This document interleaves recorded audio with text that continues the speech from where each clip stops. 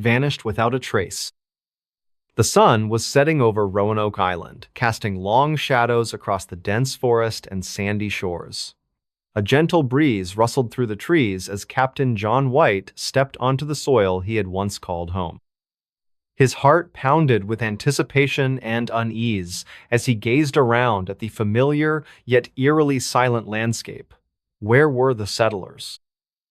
The colony that had thrived under his leadership just a few years ago now stood abandoned, its wooden structures weathered and crumbling. Before we begin, tell me, where are you listening from, and what time is it there? John had left the colony in the care of Governor Eleanor Dare while he returned to England for supplies. Promising to return swiftly, he sailed away with heavy hearts on both sides. Little did he know that war and political turmoil would delay his return by several years. As he disembarked from his ship, the silence pressed heavily upon him. Not a single soul greeted him. No laughter of children, no calls of laborers, no smoke rising from hearths. The first thing John noticed was the word Croton carved into a post near the fort's entrance. It gave him some hope. This was not the mark of distress they had agreed upon. But still, where had everyone gone? He searched every corner of the settlement, calling out names: Eleanor, Ananias, Virginia. His granddaughter, Virginia, the first English child born in the New World, was among those who had vanished without a trace. Days turned into weeks as John and his men scoured the surrounding areas. They visited nearby islands, questioned native tribes, and followed any clue that might lead them to the missing colonists. The Croatoan tribe, whose name was carved on the post, lived on an island south of Roanoke. Perhaps they held answers. But storms began to batter the coast, forcing John to reconsider his search. Supplies were dwindling, and the crew grew restless. Back in England, news of the colony's disappearance spread slowly. Officials and investors in the Virginia Company debated possible explanations. Had the colonists been attacked by hostile natives? Had they succumbed to disease or starvation? Or had they simply moved inland, seeking better land or safer quarters? Speculation ran wild, but concrete evidence remained elusive. In the months following John's arrival, relations with local tribes became increasingly strained. Some reported seeing white men living among native villages, dressed in tribal clothing and adopting their customs. Others claimed to have found remnants of English tools and utensils scattered throughout the region. Each new piece of information raised more questions than it answered. As seasons changed and years passed, the mystery of Roanoke only deepened. Expeditions launched from Jamestown brought back conflicting reports. Some explorers believed they had found traces of the lost colonists, while others dismissed such claims as fanciful tales. The harsh realities of colonial life made survival difficult even for seasoned settlers, let alone those who had disappeared under such mysterious circumstances. For Eleanor Dare, if she still lived, the journey must have been fraught with hardship and uncertainty. Leaving behind the relative safety of their fortified settlement required immense courage and adaptability. Whether they chose to leave willingly or were forced out by necessity remains unknown. What is certain is that their decision led them into uncharted territory, both literally and figuratively. The natural environment of coastal Carolina presented its own challenges. Summers could be brutally hot and humid, while winters brought biting cold and unpredictable storms.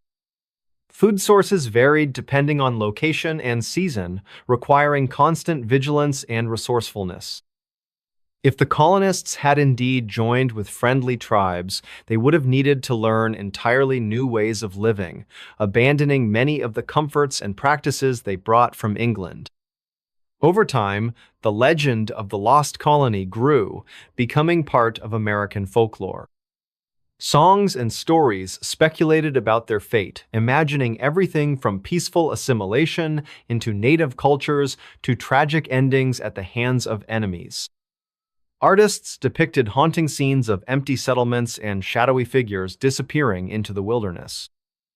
Historians and archaeologists continue to study the site, hoping to uncover definitive evidence of what truly happened. Yet, despite all the theories and investigations, one fact remains undeniable. An entire community vanished from Roanoke Island, leaving behind only cryptic clues and enduring mysteries. Their story serves as a powerful reminder of the uncertainties faced by early settlers and the resilience required to survive in unfamiliar lands. As we ponder their fate, we are reminded that history often holds secrets that may never be fully revealed. The wind still whispers through the trees of Roanoke Island, carrying echoes of voices long silent. Visitors to the site today can walk among the ruins and imagine the lives once lived there. Perhaps somewhere in the vast American wilderness, descendants of those original settlers still carry fragments of their ancestors' stories, unaware of the legends that surround their beginnings. Or maybe the truth lies buried beneath centuries of sand and soil, waiting patiently to be discovered. Whatever happened to the people of Roanoke, their story continues to captivate us. It speaks to our shared human experience of exploration, adaptation, and the search for meaning in the face of uncertainty. In remembering them, we honor not just their disappearance, but also the courage and determination that brought them to this distant shore. And so, the mystery of the lost colony endures, a testament to the enduring power of unanswered questions and the timeless allure of discovery. Pause here for reflection. Imagine the weight of responsibility John felt as he searched for his family and friends. Picture the changing landscapes of coastal Carolina, from lush forests to open beaches. Consider the possibilities that stretch before us like the endless horizon. The story of Roanoke is not just about what was lost, but also about what remains. Questions that linger through generations, connections that transcend time, and the enduring spirit of those who dared to dream beyond the known world. Let these thoughts settle as you ponder the fate of those who vanished without a trace. Their story is woven into the fabric of American history, a thread that runs through our collective consciousness, reminding us that sometimes the most compelling narratives are those that remain unfinished. And perhaps that is how it should be, a mystery that invites each new generation to seek its own answers, to explore its own horizons, and to remember those who came before us, forever lost yet never forgotten. The ship found adrift with no one on board. The sun was setting over the vast Atlantic Ocean, casting a golden hue across the waves as Captain Jameson prepared his ship for another long journey. The Mary Celeste, named after its original owner's daughter, stood proudly at the docks of Boston Harbor. It was an ordinary day in late autumn when the crew gathered on board, ready to set sail towards Europe with a shipment of valuable goods. The atmosphere aboard the vessel was calm and professional. Each sailor knew their role well, having worked together for years under Captain Jameson's steady leadership. As they departed from shore, the wind carried whispers of adventure and prosperity. Little did anyone know that this voyage would become one of the most perplexing mysteries in maritime history. Let us pause here. Take a moment to imagine the scene. Wooden planks creaking beneath boots, salt water spraying against the hull, and laughter echoing among men who shared camaraderie born out of countless journeys at sea. Captain Jameson had assembled a seasoned crew consisting of 10 experienced sailors, including himself. Among them were Thomas Anderson, the first mate known for his sharp eyesight even during foggy nights. Robert Hayes, the quartermaster whose knack for navigation earned him respect throughout New England ports. And William Jenkins, a jovial cook whose hearty meals kept morale high no matter how rough the weather became. Each member brought unique skills necessary for ensuring smooth sailing across unpredictable waters. Their destination was Genoa, Italy, where merchants awaited eagerly to receive barrels filled with industrial alcohol destined for winemakers there. This particular cargo held significant value, not just financially, but also symbolically representing ties between American producers and European consumers, strengthening through trade routes established centuries ago. As we reflect upon these details, let our voices soften, slightly conveying reverence for traditions upheld despite changing times. On the morning following departure, everything seemed normal aboard the Mary Celeste. Breakfast consisted of freshly baked bread paired with strong coffee brewed by Jenkins, while conversations flowed easily about recent events back home or tales spun creatively around campfires ashore. However, as days turned into weeks traversing open seas under clear skies, interspersed occasionally by squalls testing seamanship capabilities, something unusual began occurring, though none could pinpoint exactly what it was initially. It started subtly, perhaps unnoticed, amidst routine tasks performed daily aboard any seafaring vessel. Tools left unattended near railings instead being stored properly inside cabins afterward use. Doors found slightly ajar, contrary usual practice securing tightly before retiring nightfall. Faint sounds resembling footsteps heard late hours below decks, yet no figure seen whenever investigations conducted swiftly, albeit cautiously, lest intruders lurked stealthily within confines floating fortress, miles away nearest landmass. Visible horizon line, barely distinguishable twilight hours approached signaling end. Another grueling shift watch duty rotation schedule adhered, strictly maintain order, prevent chaos breaking loose, unexpected circumstances arising suddenly. Without warning whatsoever. Pause now.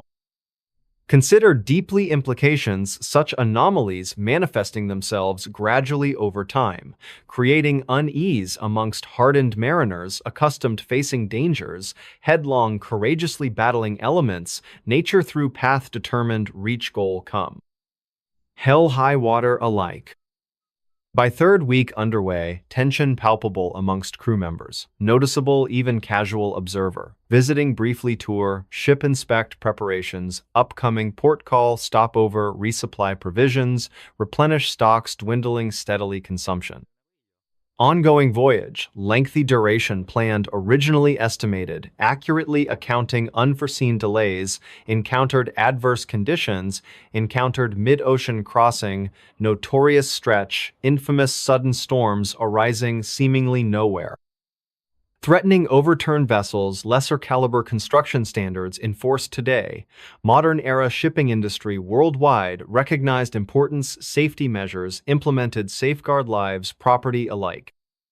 One evening, particularly memorable due peculiar incident involving compass readings taken multiple times, different locations, deck yielding inconsistent results, defying explanation, scientific knowledge available, period, concerned parties, involved gathering, discuss findings, compare notes, attempt determine cause, phenomenon observed repeatedly, unable find satisfactory answer, question posed minds, curious individuals, present situation.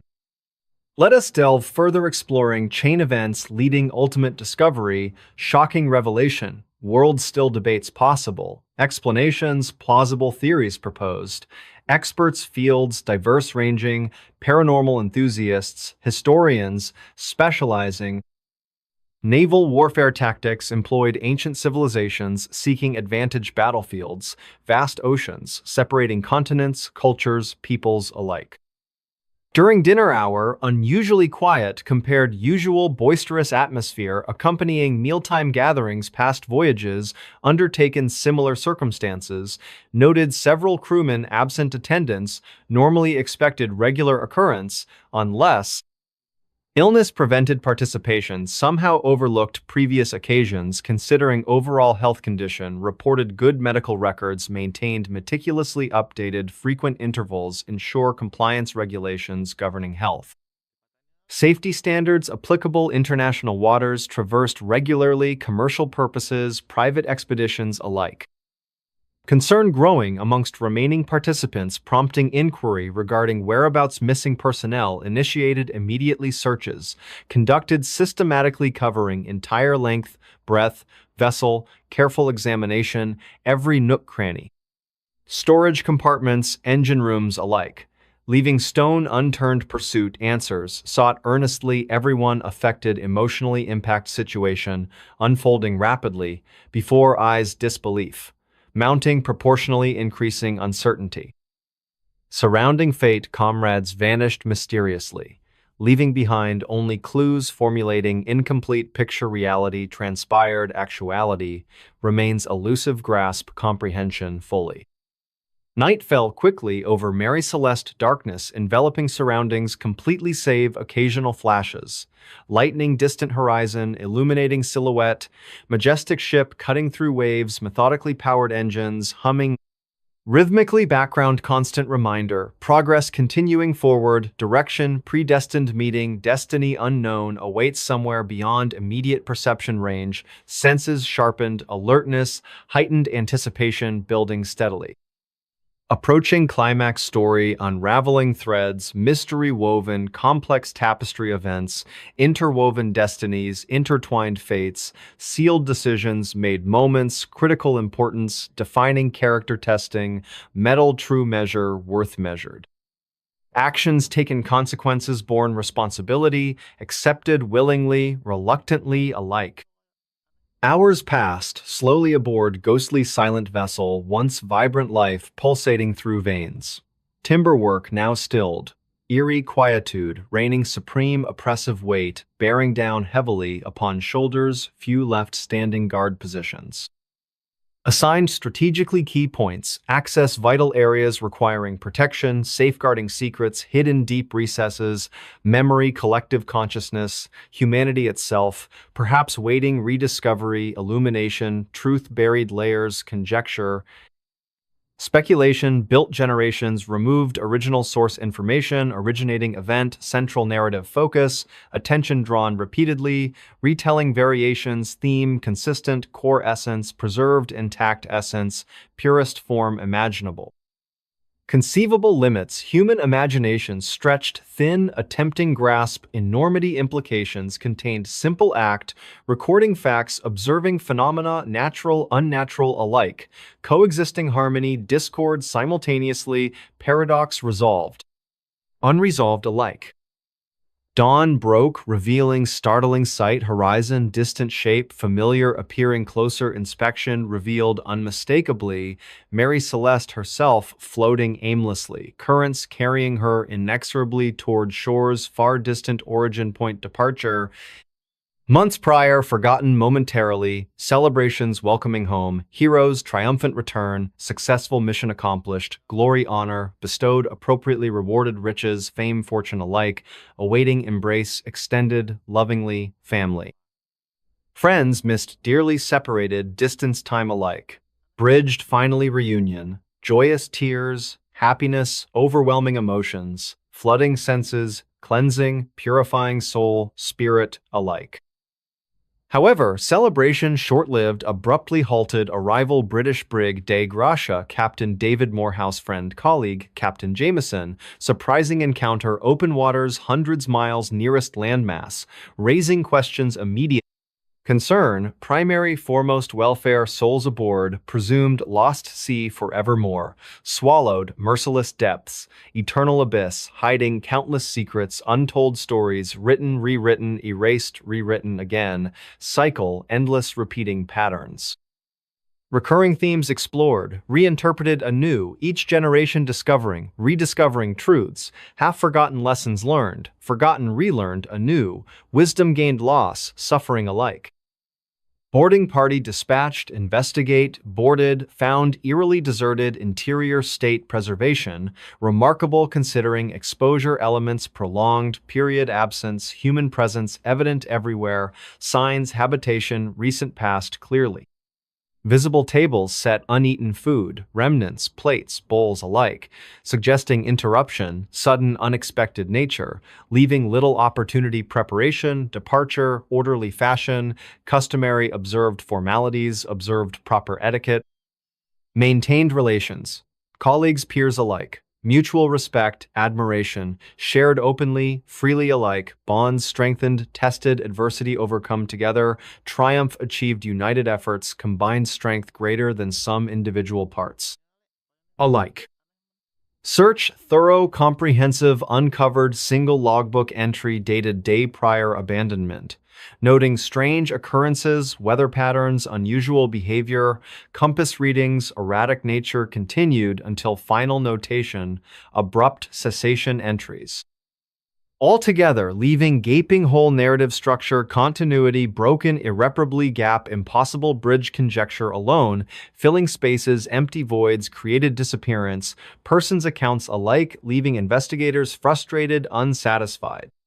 Lacking closure, definitive answers sought tirelessly, pursued relentlessly alike, passions ignited curiosity, fueled determination, uncover truth, underlying surface appearances, deceptions alike, masking reality, lurking shadows, waiting, revelation light shining brightly, dispelling darkness, ignorance alike. Speculation rampant, wild theories proposed ranging mundane, practical explanations, rational, logical thought processes applied methodically, stepwise deduction, reasoning, analytical alike, producing reasonable conclusions, supported evidence. Available contemporary knowledge base, existing period alike, producing satisfactory resolution, acceptable majority-informed opinions alike, leaving minority dissatisfied, unconvinced, alternate possibilities, explored, considered, dismissed. Eventually, returning original hypotheses, modified, refined, incorporating additional data points, collected, analyzed rigorously alike, producing consensus agreement, general principles, guiding interpretation events, transpired aboard Mary Celeste's mysterious voyage, ultimately unanswered questions, lingering, haunting echoes, reverberating chambers, mind, imagination alike, inspiring creativity, artistic expression, literary works, visual alike, capturing essence, wonder, awe, inspired. Human experience encountering extraordinary, ordinary alike, transcending boundaries, defined limited perspectives, expanding horizons, limitless potential alike, achieving greatness heights undreamt imaginable alike. The skyjacker who jumped and vanished. The sun was setting over the Pacific Northwest, casting a golden hue across the sky as passengers aboard Flight 305 settled into their seats. The air inside the Boeing 727 was filled with quiet conversations and the occasional rustle of newspapers. It was an ordinary afternoon in late autumn when everything changed. D.B. Cooper, a man in his mid-40s wearing a dark suit and tie, boarded the plane at Seattle-Tacoma International Airport like any other traveler. His demeanor seemed calm, almost casual, but there was something about him that caught the attention of those nearby. Perhaps it was the way he carried himself, or the faint glint in his eyes. As the flight prepared for takeoff, Cooper ordered a bourbon on the rocks from one of the flight attendants. "Thank you," he said politely, his voice steady, yet carrying a subtle edge. Little did anyone know, this moment would mark the beginning of one of America's most infamous unsolved mysteries. The atmosphere shifted subtly as the plane ascended into the clouds. Passengers sipped their drinks, read books, or gazed out the windows at the sprawling landscape below. But deep within the confines of the aircraft, tension began to build. After the drink, Cooper handed the flight attendant a note written neatly on a piece of paper. She glanced at it briefly before looking up at him questioningly. He nodded slightly, urging her to read further. Her expression hardened as realization dawned upon her. "I have a bomb," the message stated plainly. Panic rippled through the cabin as words spread among the crew and eventually reached the pilots. Authorities were alerted immediately, initiating a chain of events that would captivate the nation. Ground personnel scrambled to respond, coordinating with local law enforcement and federal agencies. Negotiations ensued between Cooper and officials on the ground. Demands were made: 200, zero in cash, 4 parachutes, and safe passage to Mexico City. The ransom money was hastily assembled, bundled in crisp bills without sequential serial numbers. Parachutes were procured under duress while authorities devised a plan to apprehend the mysterious hijacker once the plane landed again. Yet every move they considered felt 2 steps behind his calculated strategy. Flight 305 touched down at Seattle-Tacoma International Airport after circling long enough for preparations to be completed. Under the cover of darkness, Cooper exchanged the hostages for the demanded items. Only a few crew members remained on board as the jet refueled and prepared for its next leg-a-short journey southward toward Reno, Nevada. Inside the cabin, silence reigned supreme. The hum of engines provided a monotonous backdrop against which thoughts raced wildly among those present. What was going through Cooper's mind? Was this merely a desperate act born out of necessity or part of some grander scheme? Upon arrival in Reno, Cooper instructed the pilots to head toward Mexico City, maintaining low altitude to avoid radar detection. However, midway through the flight, he exited the rear staircase of the aircraft using one of the parachutes, leaping into the abyss amidst torrential rain and fierce winds. Time seemed to stand still as witnesses watched in disbelief. How could anyone survive such a daring escape? Questions lingered heavily in the air, unanswered and unyielding. In the days following Cooper's disappearance, search parties scoured vast stretches of wilderness where he might have landed. Helicopters buzzed overhead while teams trudged through dense forests and muddy terrain.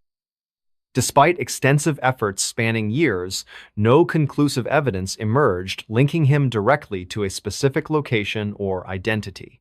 Speculation ran rampant. Was he a former military operative, a skilled pilot, or simply a man driven by desperation? Decades later, fragments of the story resurfaced periodically, reigniting public interest. In 1980, a young boy playing along the banks of the Columbia River discovered a rotting bundle containing several $1,000s worth of the ransom money. This find fueled renewed speculation regarding Cooper's fate. Had he managed to evade capture altogether? Did he perish during the jump? Or perhaps lived quietly somewhere unknown, forever cloaked in mystery? The children who disappeared in a fire with no remains. The sun was setting over the small town of Maplewood, casting long shadows across the quiet streets. The air was filled with the scent of pine trees and the distant sound of birds returning to their nests. It was a peaceful evening in early autumn when everything seemed calm and serene. But little did anyone know that this tranquility would soon be shattered by an event that would haunt the people of Maplewood for generations. On that fateful day, a group of children had gathered at the local community center for an after-school program. The building was old, but beloved, its wooden walls adorned with colorful paintings made by generations of children who had passed through its doors. Inside, laughter echoed as kids played games, drew pictures, and shared stories about their days at school. Among them were Emily Carter, aged 10, her younger brother Daniel, just 7 years old, and their neighbor Jake Thompson, who turned 12 only last month. They were all best friends, inseparable since kindergarten. As the clock struck 5, Mrs. Anderson, the kind-hearted supervisor, began preparing the room for dismissal. She reminded the children to gather their belongings before heading home. Some parents were already waiting outside, chatting casually while glancing at their watches. Others sent messages asking if someone could pick up their child because they were running late due to unexpected work commitments or family emergencies. At around 5:15 p.m., disaster struck without warning. A spark from faulty wiring ignited near the storage closet where flammable materials like paint thinner and cleaning supplies were kept. Within seconds, flames erupted, spreading rapidly through the dry wooden structure. Panic set in as thick smoke filled the air, choking everyone inside. Mrs. Anderson tried her best to keep the children calm, shouting instructions above the chaos. "Stay low. Follow me," she yelled, her voice trembling yet determined. But the fire spread too quickly, trapping many within the burning building.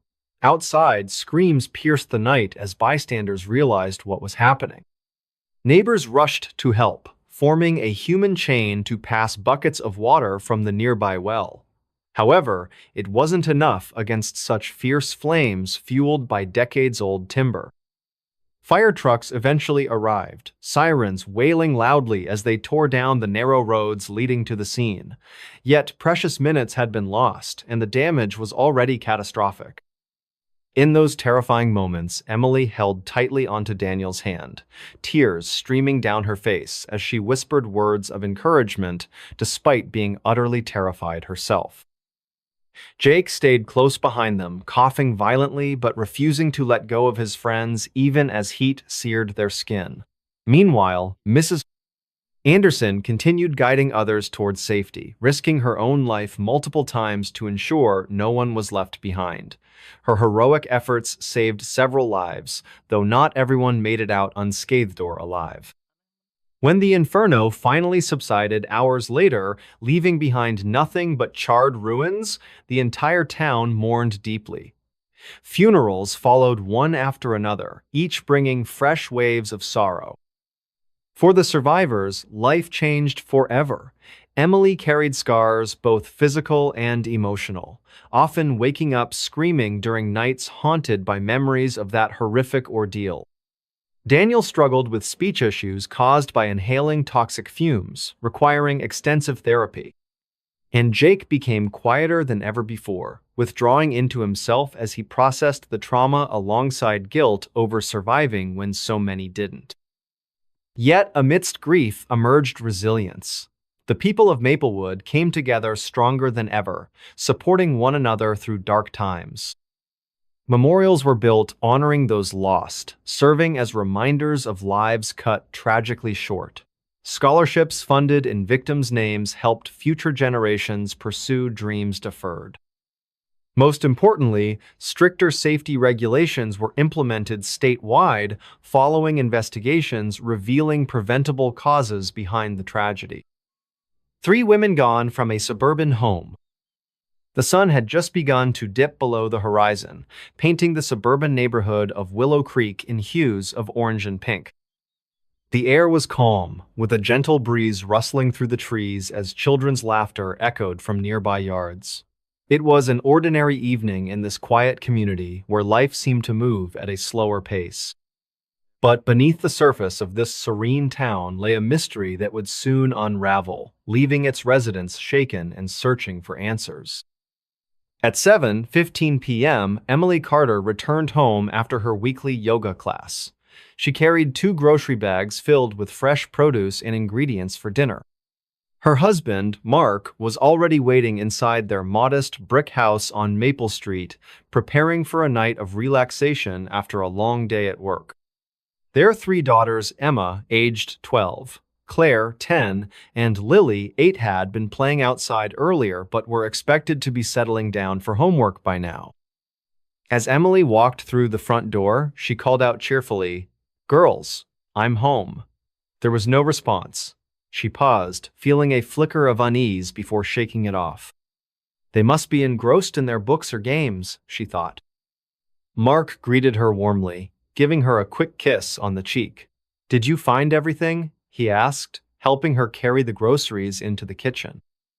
"Yeah," Emily replied with a smile, placing the items onto the counter.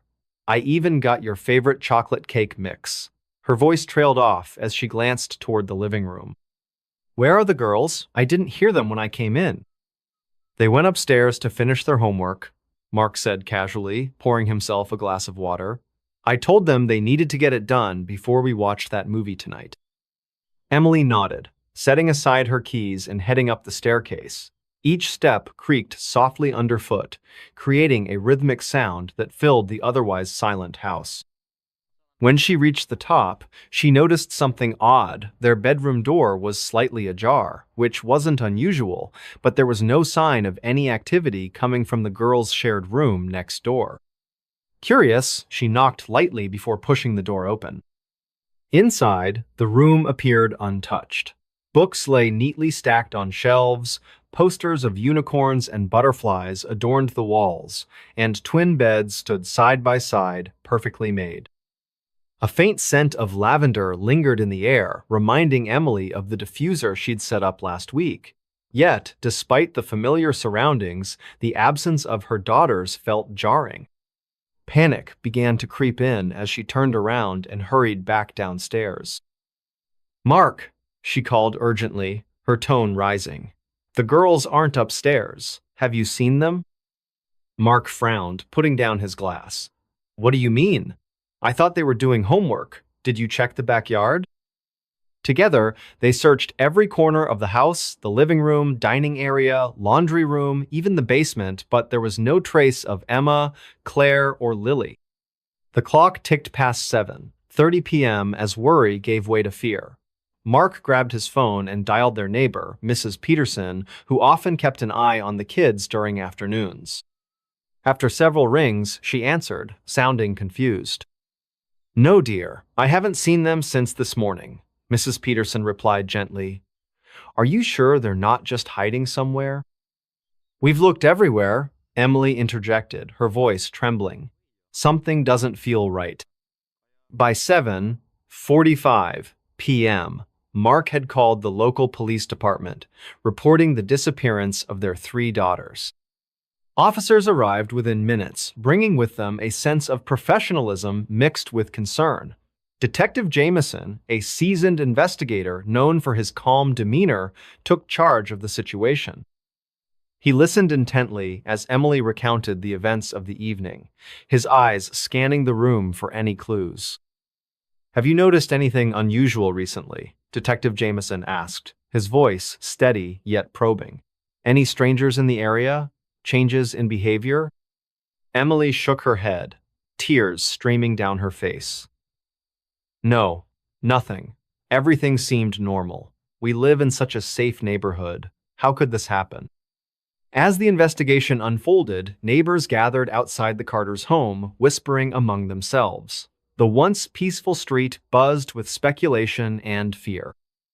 Some mentioned seeing a white van parked near the end of the block earlier that afternoon, though no one could confirm if it belonged to anyone suspicious. Others recalled hearing distant sirens around dinner time, though none could say whether they were connected to the current events. Back inside the house, detectives conducted a thorough search, examining windows, doors, and locks for signs of forced entry. To everyone's relief, there was no evidence of a break-in, suggesting the girls might have left willingly or been lured away. Still, the possibility of foul play loomed large, weighing heavily on the shoulders of those involved. The following days brought both hope and heartbreak. Flyers bearing the smiling faces of Emma, Claire, and Lily were distributed throughout Willow Creek and beyond, pinned to bulletin boards, handed out at schools, and shared online. Community members organized search parties, combing through parks, woods, and abandoned buildings in hopes of finding a clue. Meanwhile, forensic experts analyzed fingerprints and DNA samples collected from the girls' belongings, piecing together fragments of information that might lead to their whereabouts. Detective Jameson remained optimistic, though cautious. He reminded the Carters and the public that cases like these often required patience and persistence. Every tip, no matter how small, was followed up diligently.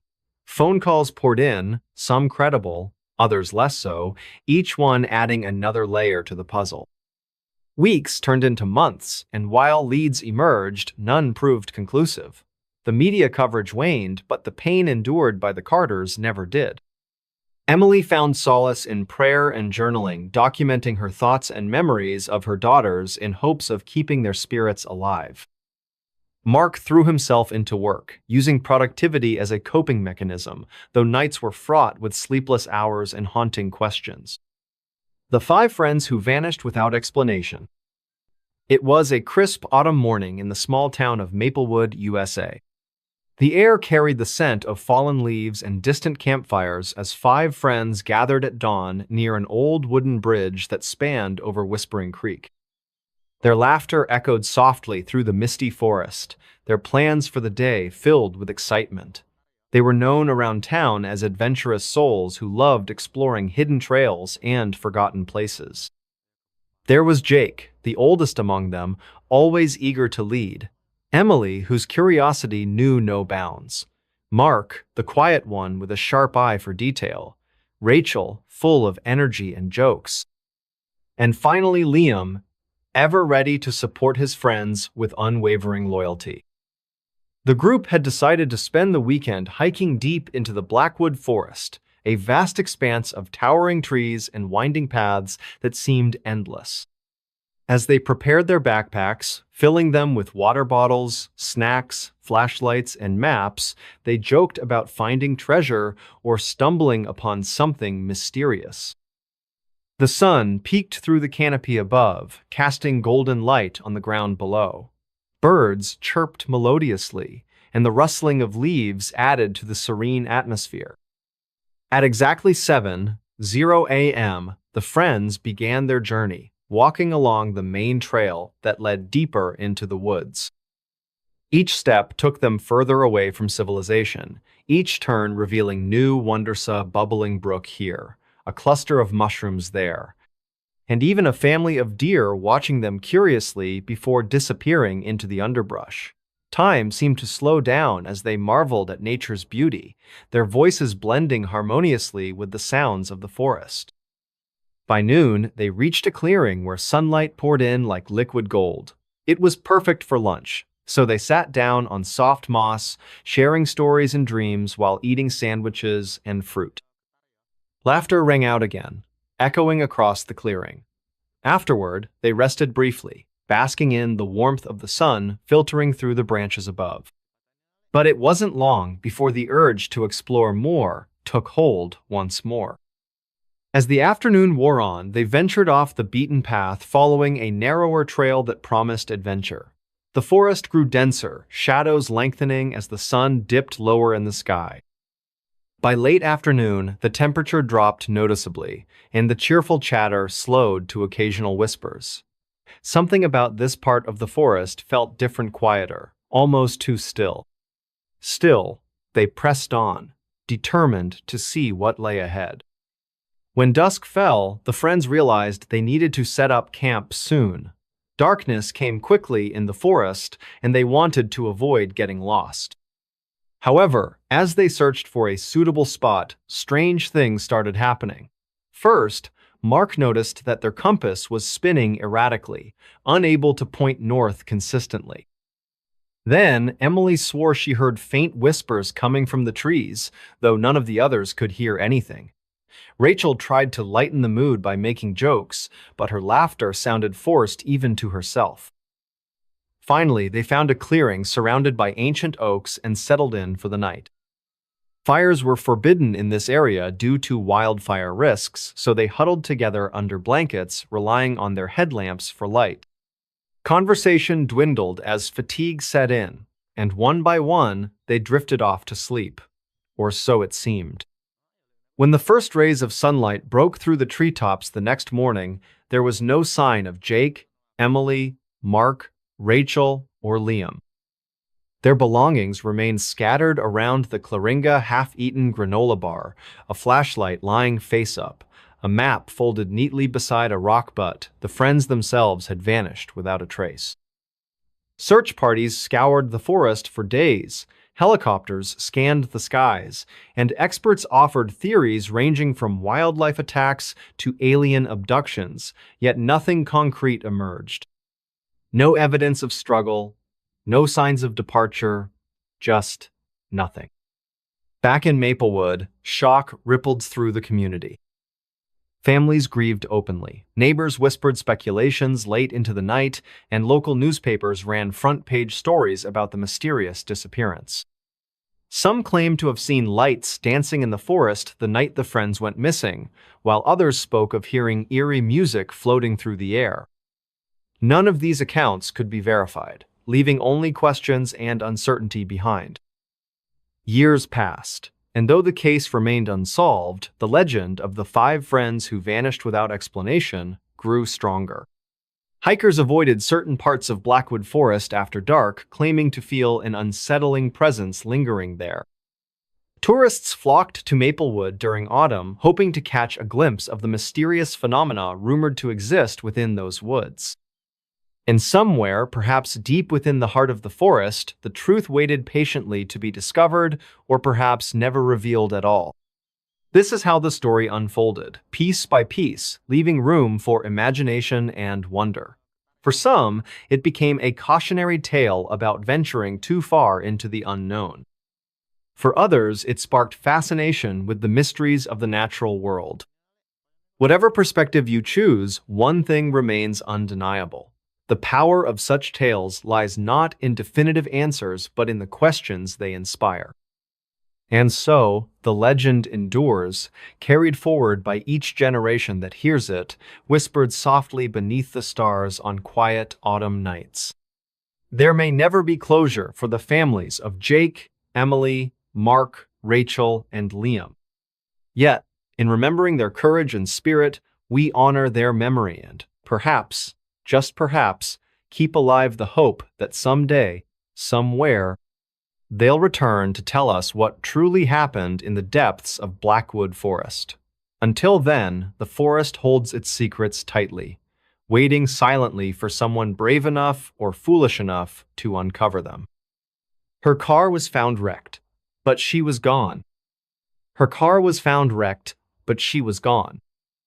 The sun had barely risen over the quiet town of Pine Hollow that morning. It was a chilly October day, with a thin layer of frost covering the ground and mist swirling through the dense forest surrounding the small community. The air carried an eerie stillness, broken only by the distant chirping of birds and the occasional rustling of leaves in the crisp autumn breeze. In this serene yet haunting setting, a mystery unfolded that would grip the entire nation. At around 6:30 a.m., a local farmer named John Carter was making his usual early morning rounds near Blackwater Creek when he spotted something unusual on the side of the road. His old pickup truck's headlights illuminated what appeared to be a severely damaged vehicle partially submerged in the creek. Curiosity turned to concern as he approached the scene, noticing the car's license plate registered to Emily Thompson, a well-known resident of Pine Hollow. John's voice trembled as he called emergency services, describing the wrecked vehicle and its ominous surroundings. "There's no sign of her anywhere," he reported, his tone heavy with unease. "It's like she just vanished into thin air." Authorities arrived within minutes, their sirens breaking the morning calm as they began investigating the peculiar scene. The car, a silver sedan, bore significant damage consistent with a high-speed collision. Tire marks led up to the point where it went off the road, but strangely, there were no skid marks indicating an attempt to brake. More puzzling was the absence of any personal belongings inside the vehicle, no purse, phone, or identification. The driver's seat was pushed back as if accommodating someone taller than Emily, who was known for her petite stature. Detective Mark Reynolds, leading the investigation, examined the scene with meticulous attention to detail. "This doesn't add up," he muttered under his breath, noting how neatly folded the seatbelt lay across the empty passenger seat. His years of experience told him something wasn't right about this picture. The medical examiner estimated the time of impact at approximately midnight, based on environmental factors and vehicle temperature. As word spread throughout Pine Hollow, neighbors and friends gathered at the local diner, discussing theories over cups of steaming coffee. Martha Peterson, Emily's closest confidant, recalled seeing her friend earlier that evening at the community center's annual Harvest Festival. She seemed distracted. Martha remembered, her voice tinged with sadness, kept checking her watch and looking toward the parking lot. The search intensified as authorities scoured the area surrounding Blackwater Creek. Helicopters hovered overhead while K-9 units combed through the dense woods nearby. Volunteers from the community joined in, hoping against hope they might find some clue to Emily's whereabouts. Meanwhile, forensic teams worked tirelessly analyzing evidence from the crash site, searching for answers to questions that multiplied with each passing hour. In the days that followed, investigators discovered surveillance footage from a convenience store located 3 miles from the accident scene. The video showed Emily purchasing gas at 11:47 p.m., appearing calm and composed. However, moments later, another vehicle pulled into frame, a dark-colored SUV whose driver exchanged brief words with Emily before driving away. Witnesses confirmed seeing similar vehicles in the area recently, though none could provide identifying details. Meanwhile, Emily's family struggled to comprehend what had happened to their loved one. Her brother, Michael, described her as cautious and responsible, always mindful of safety precautions. "It's not like her to take unnecessary risks," he explained during a press conference, his voice cracking with emotion. "Something doesn't feel right about all this." As days turned into weeks, the case garnered national attention, drawing in experts from various fields to assist in the investigation. Psychologists analyzed possible motives, criminologists studied patterns, and technology specialists reviewed digital footprints left behind. Yet despite these efforts, key pieces of the puzzle remained frustratingly out of reach. One evening, as Detective Reynolds reviewed case files in his office, he noticed something peculiar about the tire tracks leading to the crash site. Their pattern suggested deliberate steering rather than an accidental loss of control. This revelation sparked renewed interest in the mysterious SUV captured on surveillance footage, prompting law enforcement agencies across multiple states to collaborate in identifying potential suspects. Throughout this period, the people of Pine Hollow continued their daily lives while holding on to hope for answers. Schoolchildren placed handmade get-well cards in Emily's mailbox, church groups organized prayer meetings, and businesses displayed signs offering rewards for information leading to her safe return. Each act of kindness served as a reminder of the tight-knit community's determination to see justice served. Months passed, bringing both frustration and progress to the investigation. A breakthrough came when a tipster reported seeing a suspicious individual loitering near Blackwater Creek shortly before the reported time of impact. Surveillance cameras at a nearby intersection captured images of a man matching the description, wearing distinctive clothing items linked to previous unsolved cases in neighboring regions.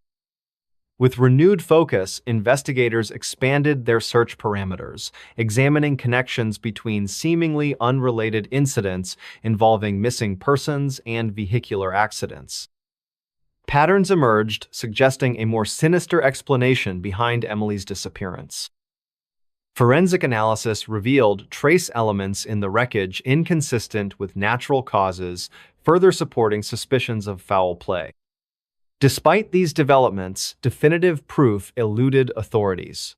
Legal restrictions prevented them from disclosing certain aspects of the investigation to the public, leaving many questions unanswered. Community members grappled with uncertainty while continuing to support Emily's family through difficult times. Then, one fateful afternoon, a routine traffic stop in a distant state yielded unexpected results. Officers conducting a background check on the driver of a dark SUV discovered links to the ongoing investigation.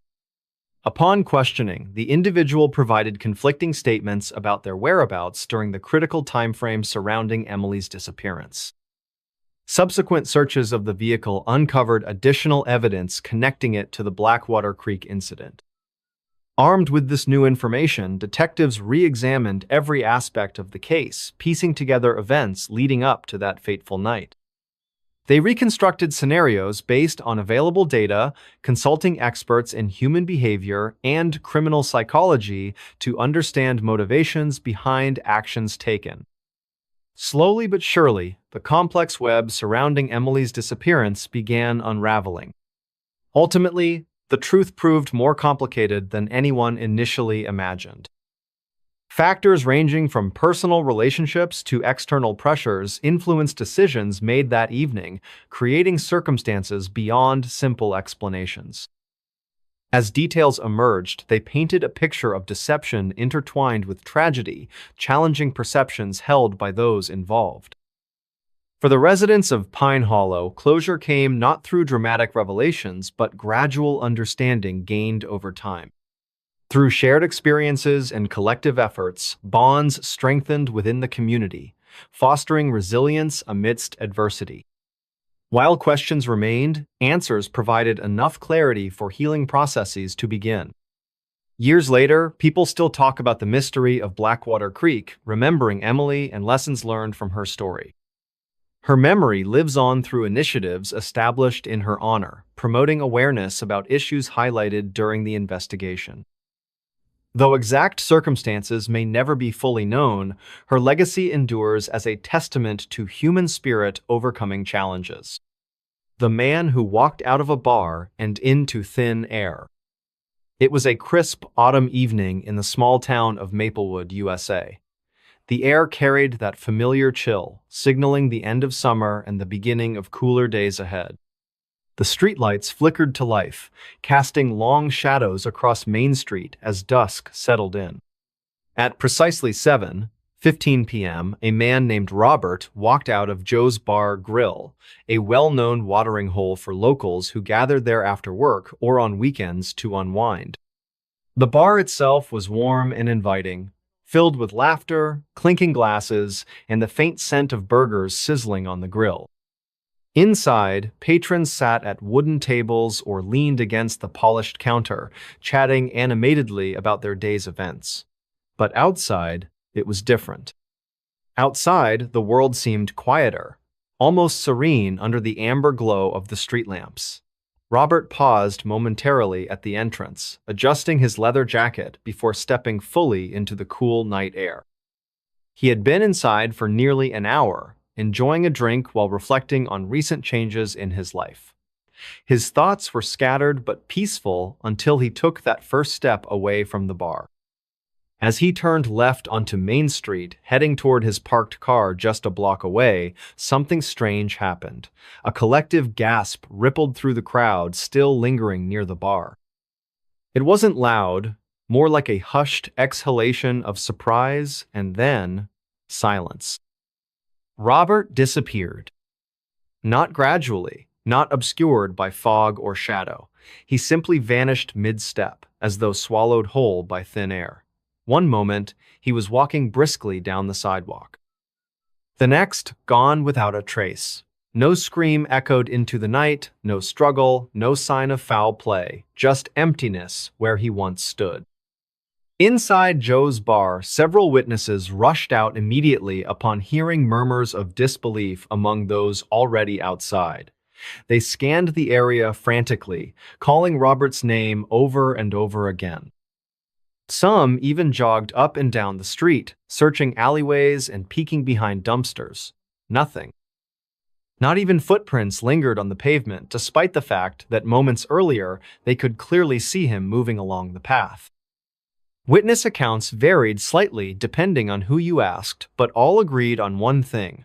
Whatever occurred, it happened instantly. Mary Ann, a waitress at the bar, claimed she saw a brief flash of light, but when questioned further, admitted it might have been her eyes playing tricks due to exhaustion. Another patron, Tom, swore he heard a low hum seconds before Robert vanished, though no one else confirmed this detail. Confusion reigned supreme as theories began swirling faster than answers came. By 8:00 p.m., news spread quickly throughout Maplewood. Word traveled via phone calls between neighbors, radio announcements interrupted regular programming, and soon enough, law enforcement arrived en masse. Officers cordoned off the scene, interviewing anyone who claimed to have seen anything unusual. Detectives pored over security footage from nearby businesses, hoping to catch a glimpse of what transpired. Yet every camera angle ended abruptly at the exact moment Robert stepped out of frame. Detective Jameson, a seasoned investigator known for solving some of the most perplexing cases in the region, led the effort. He approached each witness methodically, asking questions designed to piece together fragments of truth. "Did you notice anything odd leading up to the disappearance?" He inquired gently, yet firmly, tilting his head slightly to convey genuine interest. Each response added another layer to the mystery, but none provided definitive clarity. As hours turned into days, speculation grew wilder. Some suggested alien abduction, a theory fueled by old tales of strange lights spotted hovering above rural fields years ago. Others pointed fingers at secret government experiments gone awry, citing rumors of classified testing sites hidden deep within nearby forests. A few locals whispered about curses tied to ancient legends passed down through generations, though these claims were met with skepticism by skeptics. Meanwhile, back at Joe's bar, business boomed unexpectedly. People flocked to the spot where it all began, eager to discuss theories late into the night over drinks. For many, the event became both horrifying and fascinating, an unexplainable phenomenon begging for resolution. Bartender Frank capitalized on the attention, creating a special cocktail called the Vanishing Act, which quickly became the talk of the town. Weeks passed without significant breakthroughs. Experts consulted included physicists, paranormal investigators, and psychologists specializing in mass hysteria. None offered conclusive explanations. Meanwhile, Robert's family struggled emotionally, grappling with uncertainty surrounding his fate. His younger brother, Michael, visited Maplewood regularly, distributing flyers and speaking publicly about his brother's character, emphasizing how unlikely it would be for Robert to willingly leave without saying goodbye. Months later, during springtime when snow melted away, revealing fresh greenery, a peculiar discovery emerged. An elderly woman living 2 towns over reported finding a single item belonging to Robert buried beneath a pile of leaves in her backyard. This object, a silver pocket watch engraved with initials, reignited hope among investigators. Could its location provide clues? Or was it merely coincidence? Examinations revealed nothing unusual about the watch itself, except perhaps its pristine condition considering where it was found. Still, its appearance renewed efforts to solve the case. Teams scoured surrounding areas, expanding search zones based on new leads derived from interviews conducted with residents near the second site. Years went by, and while interest waned somewhat, the memory of Robert remained etched deeply into the fabric of Maplewood. Annual gatherings commemorated the event, drawing curious visitors from afar eager to hear first-hand accounts retold passionately around campfires under starlit skies. Over time, the story evolved slightly with each telling, gaining mythical qualities reminiscent of folklore handed down orally through centuries. The Polaroid of a bound girl found on the roadside. The sun was setting over the quiet town of Maplewood, casting long shadows across the winding roads that connected the small community to the outside world. It was one of those late autumn evenings where the air carried a crisp chill, and the golden hues of sunlight painted everything in warm tones. This was the kind of evening when people usually hurried home after work or school, eager to escape the encroaching darkness.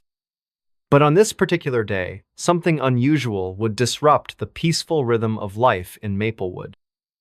A young woman named Emily had been driving along Route 17, heading back from her evening shift at the local diner.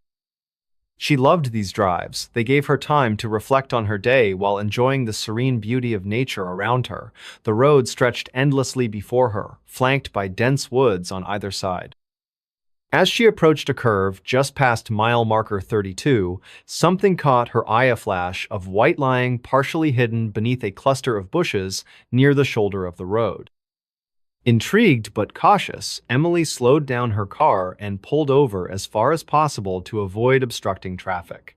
Her heart began to race as curiosity got the better of her. Stepping out into the cool night air, Emily carefully made her way toward the object. With each step closer, her breath hitched slightly. What she found wasn't what she expected. It was an old Polaroid photograph, faded with age, yet still retaining its haunting clarity. In the image, there sat a girl no older than 16, bound tightly with rope, her face marked with fear and desperation. Behind her loomed a dark figure whose features were obscured by shadow. The scene was chillingly stark against what appeared to be a forest clearing. Emily's hands trembled as she stared at the photo, questions swirling through her mind like leaves caught in a gust of wind. Who was this girl? Why was such a disturbing image left here, seemingly abandoned? And why did it feel so familiar, almost as if it belonged to another era entirely? Taking a deep breath to steady herself, Emily decided to report her discovery immediately. Returning to her car, she dialed 911, explaining calmly, despite the storm raging inside her chest. Officers arrived within minutes, their presence bringing both relief and unease. They examined the Polaroid closely, noting every detail: the girl's clothing, the knot patterns in the ropes, even the faint markings on the tree trunks visible in the background. One officer, Detective Mark Bennett, seemed particularly intrigued. His sharp eyes scanned the photo repeatedly, his expression unreadable. "Can you tell me exactly where you found this?" he asked gently, his tone measured but tinged with urgency. "Right over there," Emily replied, pointing toward the spot. It looked like it had been there for a while. There was dirt stuck to the edges. Detective Bennett nodded thoughtfully, jotting notes in his pad. He then requested Emily accompany them to the station for further questioning, ensuring she understood the importance of preserving any potential evidence. Reluctantly, she agreed, though her thoughts churned restlessly throughout the ride. At the police station, Detective Bennett delved deeper into the mystery. Using advanced imaging technology, his team enhanced the Polaroid, revealing more details about the location depicted. Cross-referencing maps and historical records, they identified the area as an old logging camp abandoned decades ago, nestled deep within the forests surrounding Maplewood. This revelation sparked memories among some of the older residents who remembered rumors of disappearances linked to that very place during the 1980s. Meanwhile, forensic experts analyzed the physical condition of the Polaroid itself. Traces of soil and pollen embedded in the fibers suggested it had indeed lain outdoors for quite some time. However, microscopic fibers discovered on the back hinted at modern synthetic materials, raising questions about whether the photo might have been taken recently or perhaps staged to appear older. As days turned into weeks, the investigation unfolded layer by layer. Local newspapers picked up the story, sparking public interest and concern. Tips poured in from all directions, some credible, others wild speculation. Among these leads emerged the name Laura Carter, a teenager reported missing 30 years prior under mysterious circumstances. Her case had never been solved, fading into obscurity amidst other pressing matters of the time. Could this Polaroid somehow connect to her disappearance? Detective Bennett revisited old case files, piecing together fragments of information. Interviews with surviving family members revealed Laura had last been seen walking home from a friend's house not far from the logging camp. Her parents described her as adventurous but responsible, unlikely to wander off without reason. Yet, no trace of her had ever been found until now. The search intensified, drawing volunteers from the community to comb the forest areas mentioned in the Polaroid. Armed with GPS devices and supplies, teams spread out systematically, determined to uncover whatever secrets lay hidden beneath the canopy. Days passed with little success, frustration mounting among participants. Just when hope seemed waning, one group stumbled upon something extraordinary: an underground bunker concealed beneath layers of earth and vegetation. Inside, investigators uncovered remnants of furniture, tools, and personal items dating back several decades. Most striking was a collection of additional Polaroids tucked away in a dusty drawer, each capturing moments eerily similar to the original photo Emily had found. These images told a grim narrative of captivity and despair, implicating someone capable of unimaginable cruelty. Further analysis tied the photos to a man named Robert Hayes, once a respected member of the Maplewood community known for his work in conservation efforts. Records showed he owned property adjacent to the logging camp during the relevant time frame. When confronted with the evidence, Hayes initially denied involvement, citing alibis later proven false. Under relentless interrogation, cracks formed in his facade, leading eventually to a confession laced with remorse and justification. Hayes admitted to abducting Laura and others over the years, driven by twisted desires masked behind acts of kindness. He claimed psychological torment stemming from childhood trauma justified his actions, though nothing could excuse the pain inflicted upon innocent victims.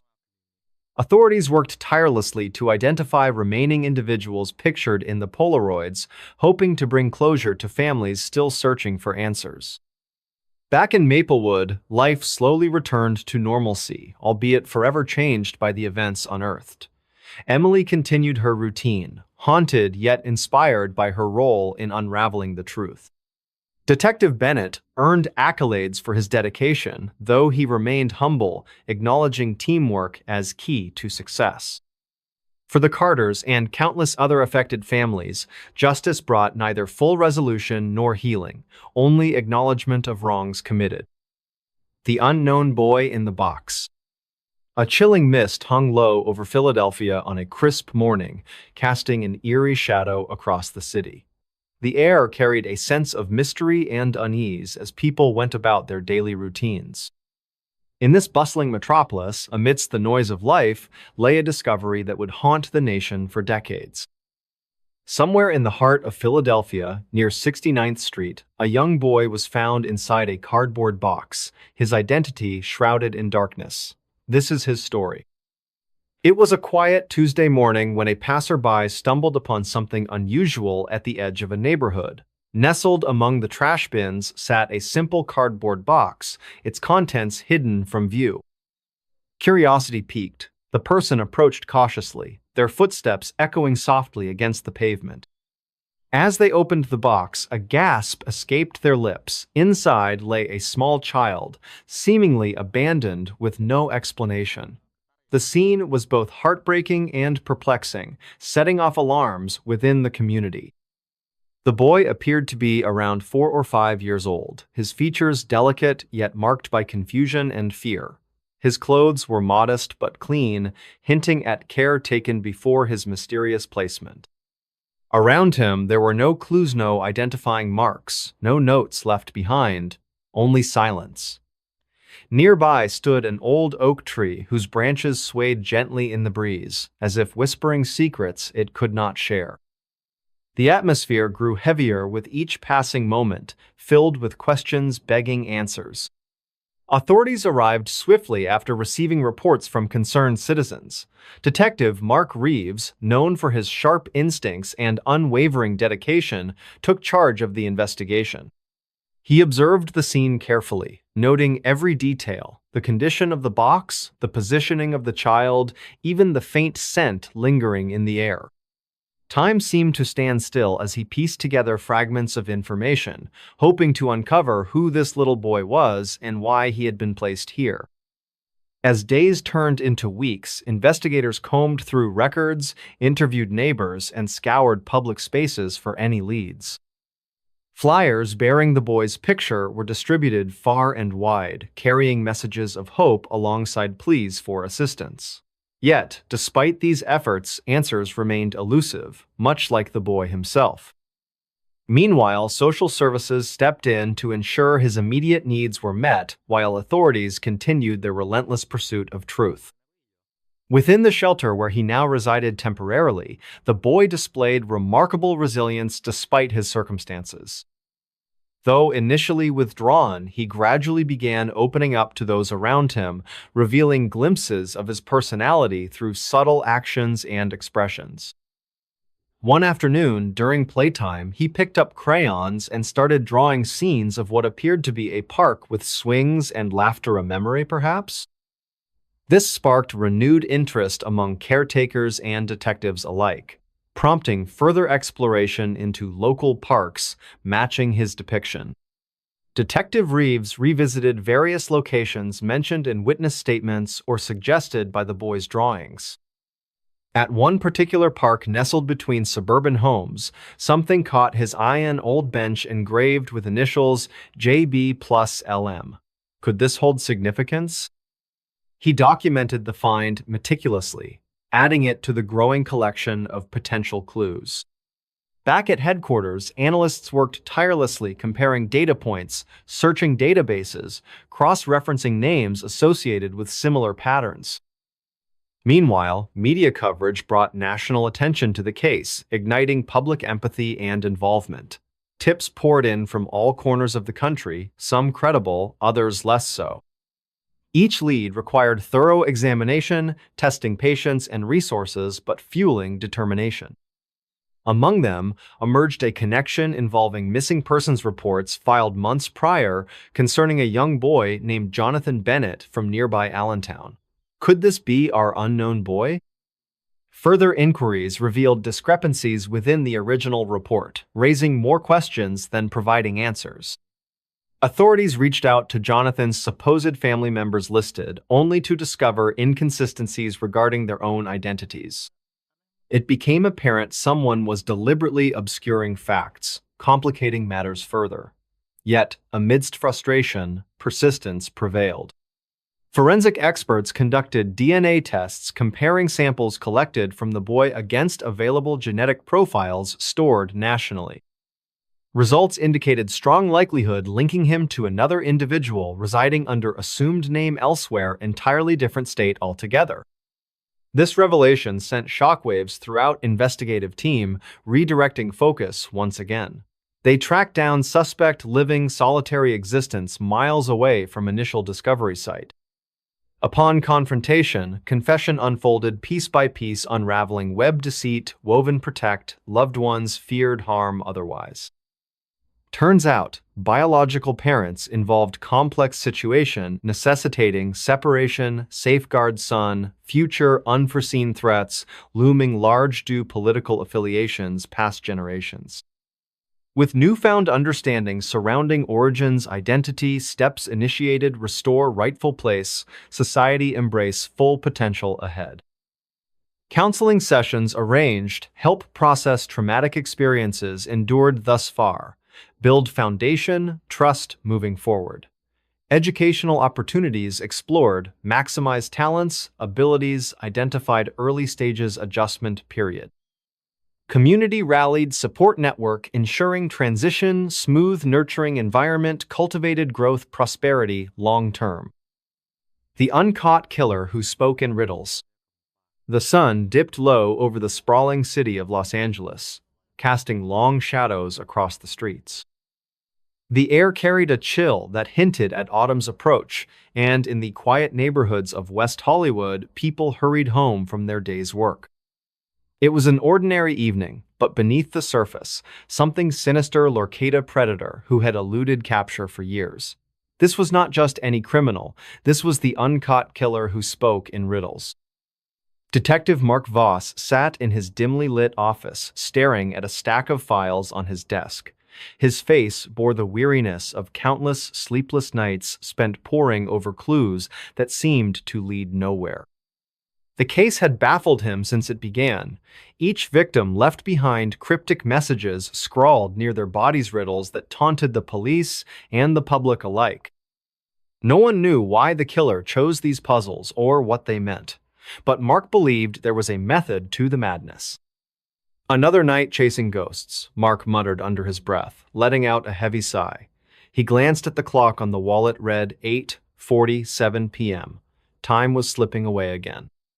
Just as he reached for another file, his phone rang. The ringtone echoed through the room, startling him slightly. He picked up after 2 rings. "This is Detective Voss," he said with a calm yet authoritative tone. "Detective, we've got another one," came the voice on the other end. It belonged to Officer Greg Miller, a young but diligent member of the team. There was a pause before Greg continued. "It's downtown, near Pershing Square. Same M.O." Mark closed his eyes briefly, processing the information. Another life lost. Another riddle waiting to be deciphered. He grabbed his jacket and headed out into the night. As Mark arrived at the crime scene, the area buzzed with activity. Yellow tape cordoned off the perimeter, and officers moved about with flashlights illuminating the dark corners. The body lay sprawled on the cold concrete, its position eerily deliberate. Beside it, written in red ink on the pavement, were words that made Mark's stomach churn. "I'm always running but never tired. What am I?" Mark crouched down, examining the message closely, his brow furrowed as he tried to make sense of it. Around him, the sounds of footsteps and murmured conversations filled the air, but inside his mind, all was silent except for the riddle. Greg approached cautiously, holding a notebook in his hand. "Any ideas?" he asked softly, careful not to interrupt Mark's train of thought. "Not yet," Mark replied, shaking his head slowly. "But this isn't random. Every word here means something." He stood up straight, glancing around the square. The lights of the city flickered in the distance, creating a surreal backdrop to the grim scene. Back at the precinct, Mark worked tirelessly to unravel the mystery. He consulted experts in linguistics, psychology, and even cryptography. Slowly, patterns began to emerge. The victims were all connected by seemingly trivial details: a shared interest in poetry, attendance at a local art gallery, or membership in a book club. Yet, none of these connections provided a definitive motive. One evening, as Mark reviewed the evidence once more, he noticed something peculiar. All the riddles referenced elements found within the city itself. For example, the first riddle, "I can be cracked, made, told, and played," pointed to jokes, which tied back to a comedy club frequented by the first victim. Could the killer be using landmarks as part of his game? With renewed determination, Mark mapped out each location where a murder occurred. To his astonishment, the points formed a pattern resembling a starburst when viewed from above. Was the killer leaving breadcrumbs? Or was this simply another layer of misdirection? Days turned into weeks, and the pressure mounted. The media dubbed the killer the Riddler, sensationalizing every detail and fueling public fear. Letters poured into the station, some offering theories, others accusing innocent citizens. Amidst the chaos, Mark remained focused, driven by a personal vow to bring justice to the families of the victims. Then, one morning, everything changed. A new clue arrived not at a crime scene, but delivered directly to the precinct. Inside an envelope marked with no return address was a single sheet of paper containing a handwritten note. "You seek me, yet you overlook the obvious. Look closer at your own reflections." Mark stared at the message, feeling a shiver run down his spine. Reflections? Did the killer mean mirrors, water, or perhaps something deeper like self-awareness? Whatever the answer, it was clear that time was running out. That night, Mark returned to Pershing Square, drawn by intuition rather than logic. The park was deserted save for a lone figure seated on a bench. As Mark drew nearer, he recognized the manna former colleague named Ethan Carter, someone he hadn't seen in years. "Ethan?" Mark called out hesitantly, his voice tinged with disbelief. Ethan turned slowly, revealing a face etched with sorrow and resolve. "You figured it out," he said quietly, standing up to face Mark. "All those riddles, they were my way of testing you." Mark froze, struggling to comprehend. "Testing me for what?" he demanded, his voice rising despite himself. "For whether you're truly worthy," Ethan replied, his gaze steady. "Worthy enough to understand the darkness within us all." Before Mark could respond, Ethan produced a small device from his pocket and pressed a button. Alarms blared throughout the square, drawing the attention of nearby officers. In that moment, Mark realized the truth. The entire investigation had been orchestrated by Ethan, a master manipulator hiding in plain sight. The killer hiding in the medicine cabinet. It was a chilly autumn evening in Maplewood, New Jersey. The faint scent of fallen leaves filled the air as Emily Carter prepared for her usual bedtime routine. She stood in front of the bathroom mirror, her reflection showing signs of fatigue after a long day at work. As she reached into the medicine cabinet, a soft breeze from the open window caused the curtains to flutter slightly. Her fingers brushed against the familiar bottles and tubes, but one particular container caught her attention. This small white bottle, labeled Pain Relief, had been sitting there for months. Emily remembered purchasing it during a stressful period when headaches became frequent visitors. However, something felt different tonight. A strange uneasiness crept over her as she examined the label more closely. The font seemed slightly off, and the expiration date was smudged beyond recognition. Emily paused, taking a deep breath before placing the bottle back on the shelf. "It's probably just my imagination," she whispered to herself, with a hint of uncertainty in her voice. Yet, the feeling lingered as she turned off the light and climbed into bed. The house was quiet, except for the occasional creak of wooden floors settling in the cool night air. The next morning arrived with golden sunlight streaming through the windows. Emily met her best friend Lisa for coffee at their favorite cafe downtown. Over steaming cups of latte, they discussed everything from work projects to weekend plans. But when Emily mentioned the peculiar sensation about the pain relief bottle, Lisa's expression changed instantly. "You know," Lisa began thoughtfully, "I read an article last week about counterfeit medications infiltrating local drugstores. It's becoming alarmingly common." Her tone carried concern, causing Emily to sit up straighter in her chair. They decided to investigate further once Emily returned home later that afternoon. Back at her apartment, Emily carefully removed the suspicious bottle from the cabinet again. This time, she examined every detail meticulously. The cap didn't have the usual tamper-evident ring, which should snap upon first opening. Furthermore, shaking the bottle produced an unusual rattle sound instead of the expected smooth pill movement. Curiosity turned into determination as Emily dialed the number printed on the packaging. After several rings, a man answered in a monotone voice. When asked about the authenticity of the product, his response lacked confidence and detail. Alarm bells rang louder in Emily's mind now. That evening, armed with newfound knowledge from online research, Emily visited the local pharmacy where she originally purchased the item. Mr. Thompson, the pharmacist with 30 years of experience, listened intently while adjusting his glasses. His initial reaction mirrored Emily's growing concerns.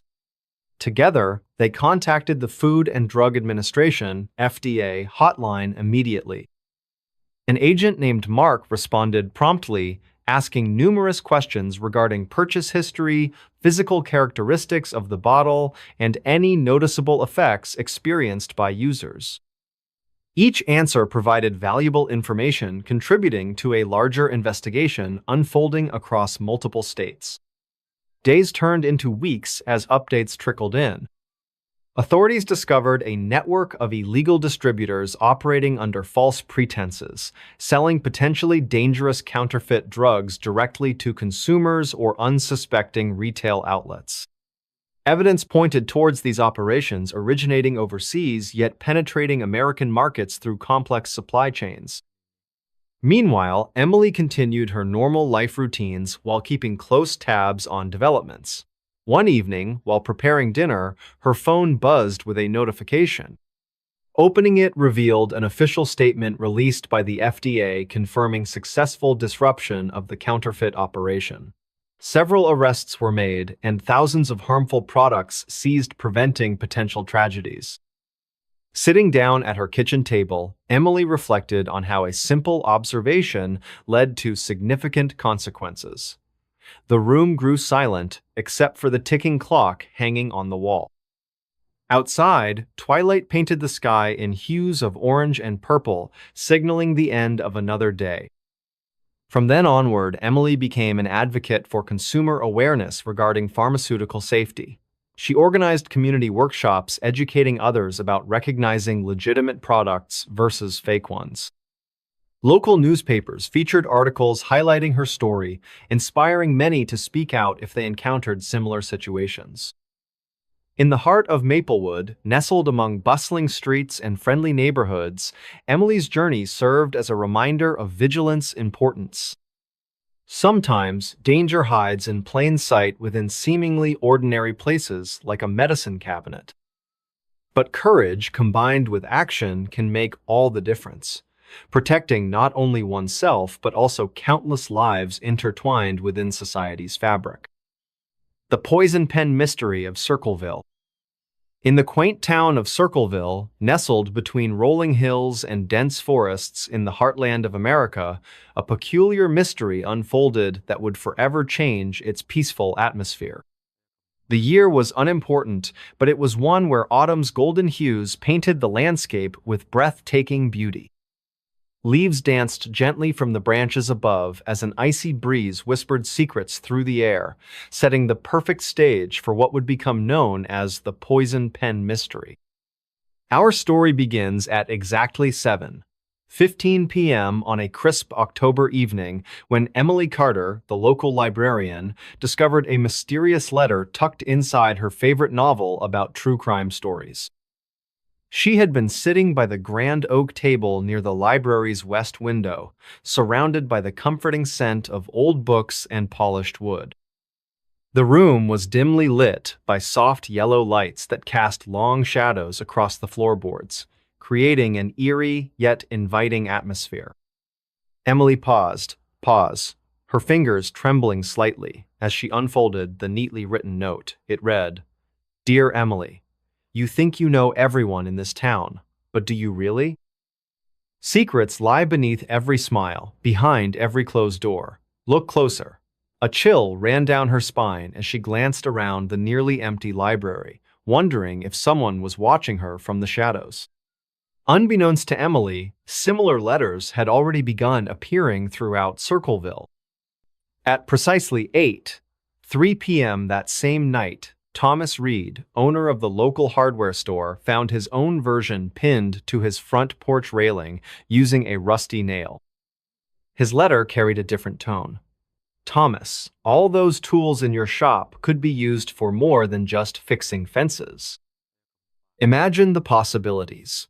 He frowned deeply, scratching his beard as he looked up and down the quiet street lined with Victorian-style homes glowing softly in the twilight.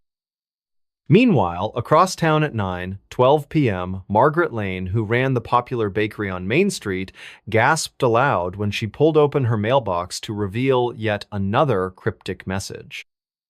Hers said, "Margaret, sugar isn't always sweet. Some people might find your recipes bitter." Her hands shook as she locked the heavy wooden doors of her shop, feeling suddenly vulnerable despite being surrounded by familiar surroundings. By morning, whispers spread like wildfire through Circleville's tight-knit community. Over steaming cups of coffee at Joe's Diner, residents exchanged theories and suspicions while glancing nervously at each other over their plates of pancakes and eggs. Was it just a prank gone too far? Or something darker lurking beneath the surface? Detective Mark Holloway arrived promptly at 10:45 a.m. after receiving multiple calls reporting strange incidents. With his sharp eyes scanning the crowded diner, he listened intently as townsfolk recounted their experiences. Each detail added another layer to the puzzle, making it increasingly complex. "We need to stay calm," he announced firmly, his voice steady yet compassionate. "Let's work together to uncover who's behind these messages." As days turned into weeks, more letters appeared targeting various members of Circleville's population. Each missive seemed tailored specifically to its recipient, hinting at personal fears or insecurities they'd kept hidden even from themselves. For instance, young Ben Harper, a high school student passionate about photography, received a chilling note saying, "Ben, capturing moments can reveal truths you'd rather forget. Are you ready?" The tension grew palpable within the once friendly neighborhood. Friends avoided eye contact during chance meetings. Neighbors hesitated before speaking to one another. Evenings became eerily silent except for the occasional rustle of leaves carried by winds that felt colder than usual. Suspicion crept into hearts previously filled with trust. Detective Holloway spent countless hours poring over evidence collected so far, fingerprints lifted from envelopes, handwriting samples analyzed under microscopes, patterns identified among targets selected seemingly at random. Yet answers remained elusive, slipping through his grasp like sand through fingers. One breakthrough came unexpectedly late one afternoon when Mrs. Thompson, elderly caretaker of the community center, mentioned noticing unusual activity near the abandoned factory outside town limits. Armed with newfound determination, Detective Holloway organized a search party consisting of willing volunteers alongside law enforcement officers.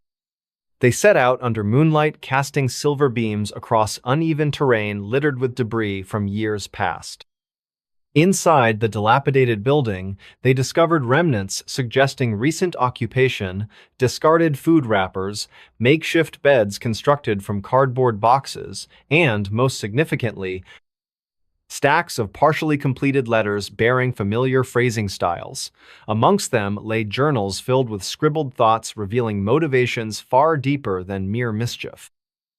Through careful examination, connections emerged linking the author back to someone unexpected, not an outsider infiltrating Circleville, but rather someone intimately acquainted with its inner workings. As pieces fell into place, emotions ranged from shock to relief as truth finally surfaced. Revealing the identity brought both closure and reflection for Circleville's inhabitants. While justice prevailed, lessons learned encouraged renewed bonds built upon transparency and understanding. Life returned to normalcy, albeit tinged with cautious awareness moving forward. The Phantom Killer Who Preyed on Lovers. The cool breeze of an early Texas evening carried the scent of blooming wildflowers through Sherman, a quiet town where life seemed to move at its own gentle pace. The sun had just dipped below the horizon, painting the sky in hues of orange and pink as couples strolled hand in hand along deserted roads. It was here, in this peaceful setting, that something sinister began to unfold, casting a shadow over the town's tranquility.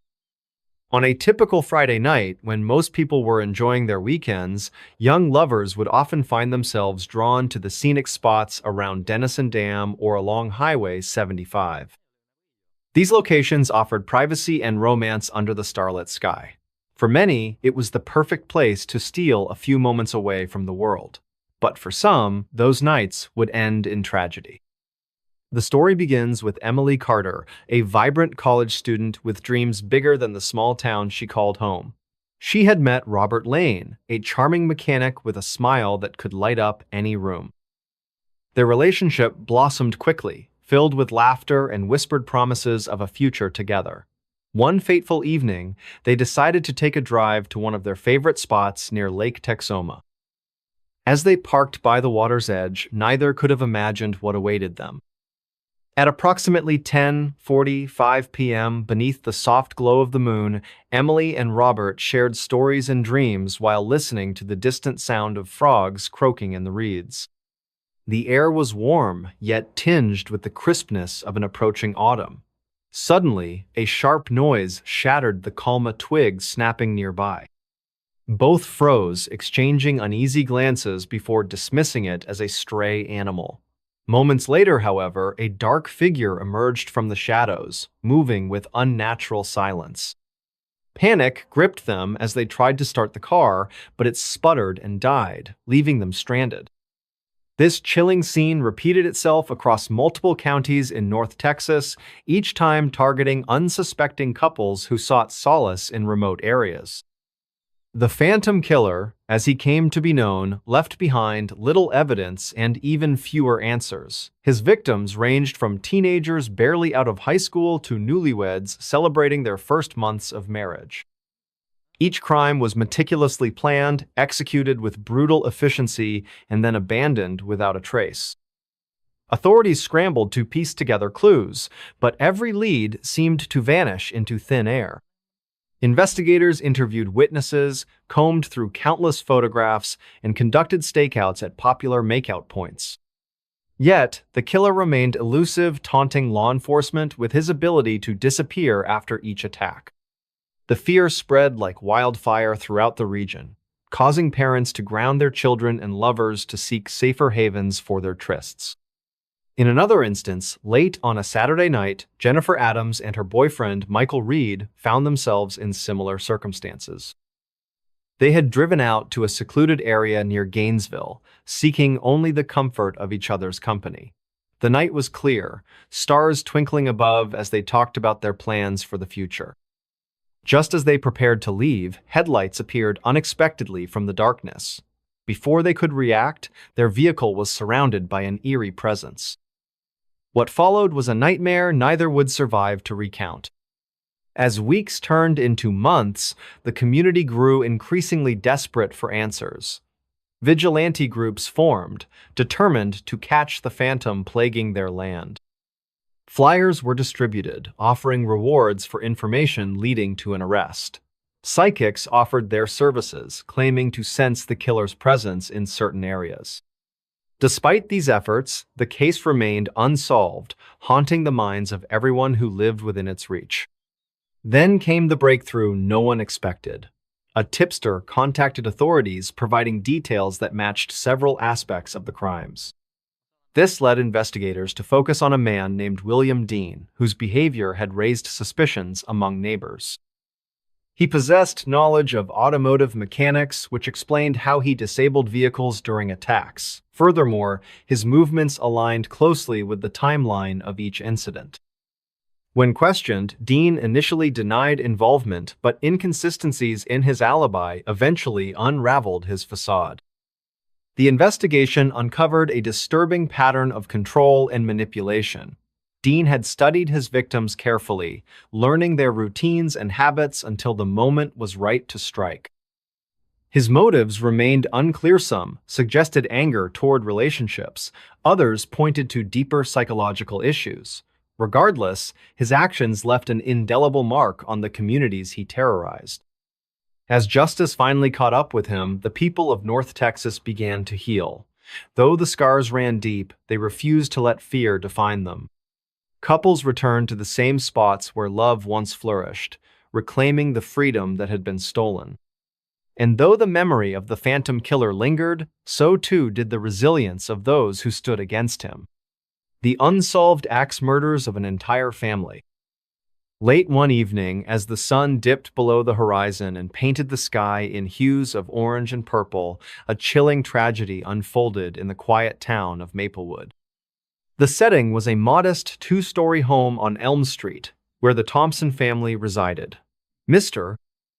Thompson, a hard-working carpenter known for his craftsmanship, lived with his wife Eleanor, a gentle soul who tended to their garden with care. They had 3 children, Emily, Benjamin, and little Jacob, who filled the house with laughter and warmth during the day.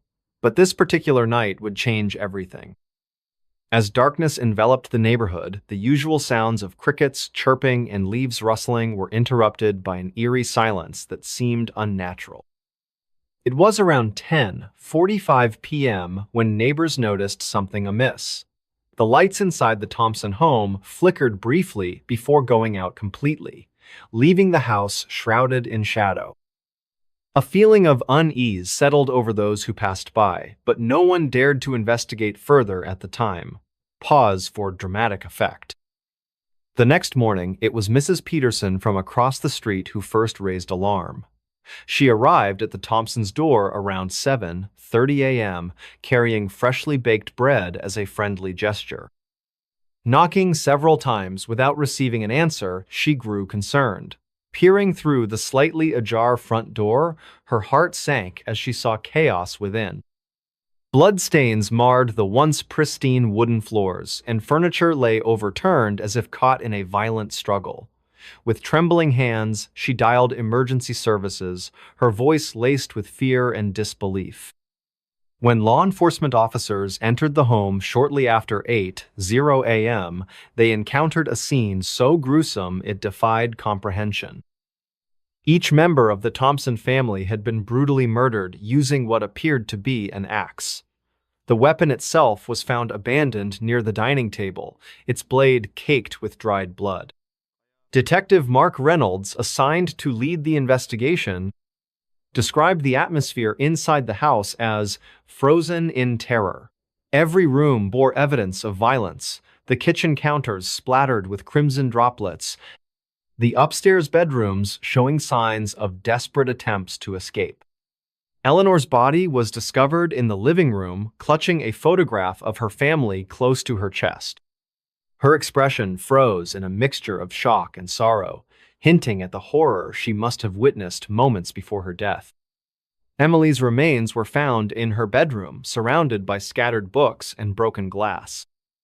Benjamin and Jacob were located together in another part of the house, holding on to each other as though seeking comfort in their final moments. This detail brought tears even to the hardened detectives working the case. As investigators combed through the property, they uncovered additional clues pointing toward a premeditated attack. Footprints leading away from the house suggested the perpetrator fled into the nearby woods, but efforts to track them proved futile. Neighbors reported hearing faint noises resembling footsteps or whispers during the early hours of the morning, yet none could identify any specific individual associated with such sounds.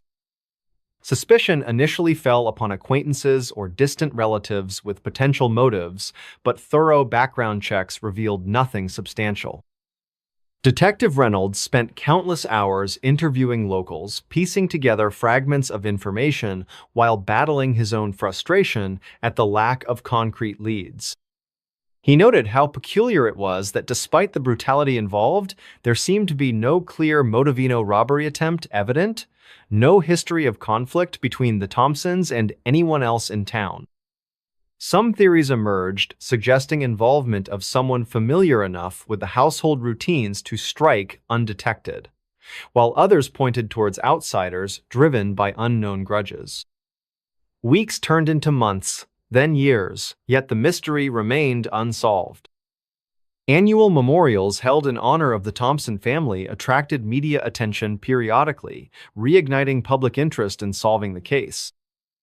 Volunteers occasionally joined police forces in combing the surrounding area, hoping against hope to stumble upon new evidence capable of unlocking answers buried deep within the past. In present-day Maplewood, remnants of that fateful night linger like ghosts haunting the community's collective memory. The Thompson residence now stands vacant, its windows boarded up and vines creeping along its exterior walls, a silent testament to lives lost too soon. For many residents, the tragedy serves as a grim reminder of life's fragility and humanity's capacity for both love and cruelty. As dusk falls once more over Elm Street, casting long shadows across the landscape, one cannot help but wonder whether justice will ever truly prevail or if some mysteries are destined to remain forever shrouded in darkness. The unsolved Hollywood butcher murder. The night was eerily quiet in the heart of Hollywood. The streets were bathed in a soft glow from the dim streetlights, casting long shadows across the pavement. It was one of those nights where the city seemed to take a deep breath, as if it were holding its own secrets close to its chest. Somewhere along Sunset Boulevard, amidst the glitz and glamour that this part of Los Angeles was known for, a chilling mystery unfolded, a tale whispered among locals but never fully understood. At precisely 10:47 p.m., an anonymous caller dialed 911.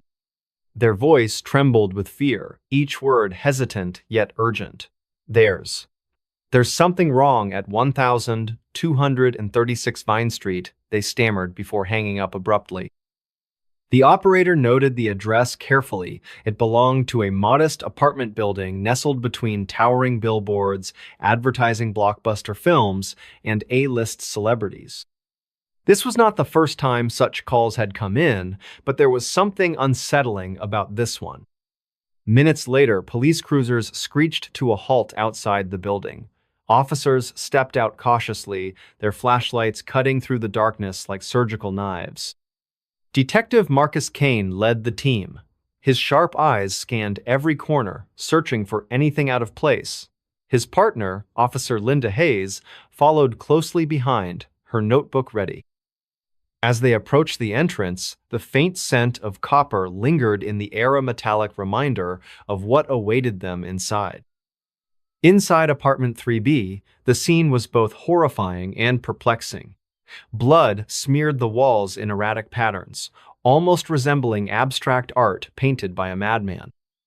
Furniture lay overturned, as though a violent struggle had taken place.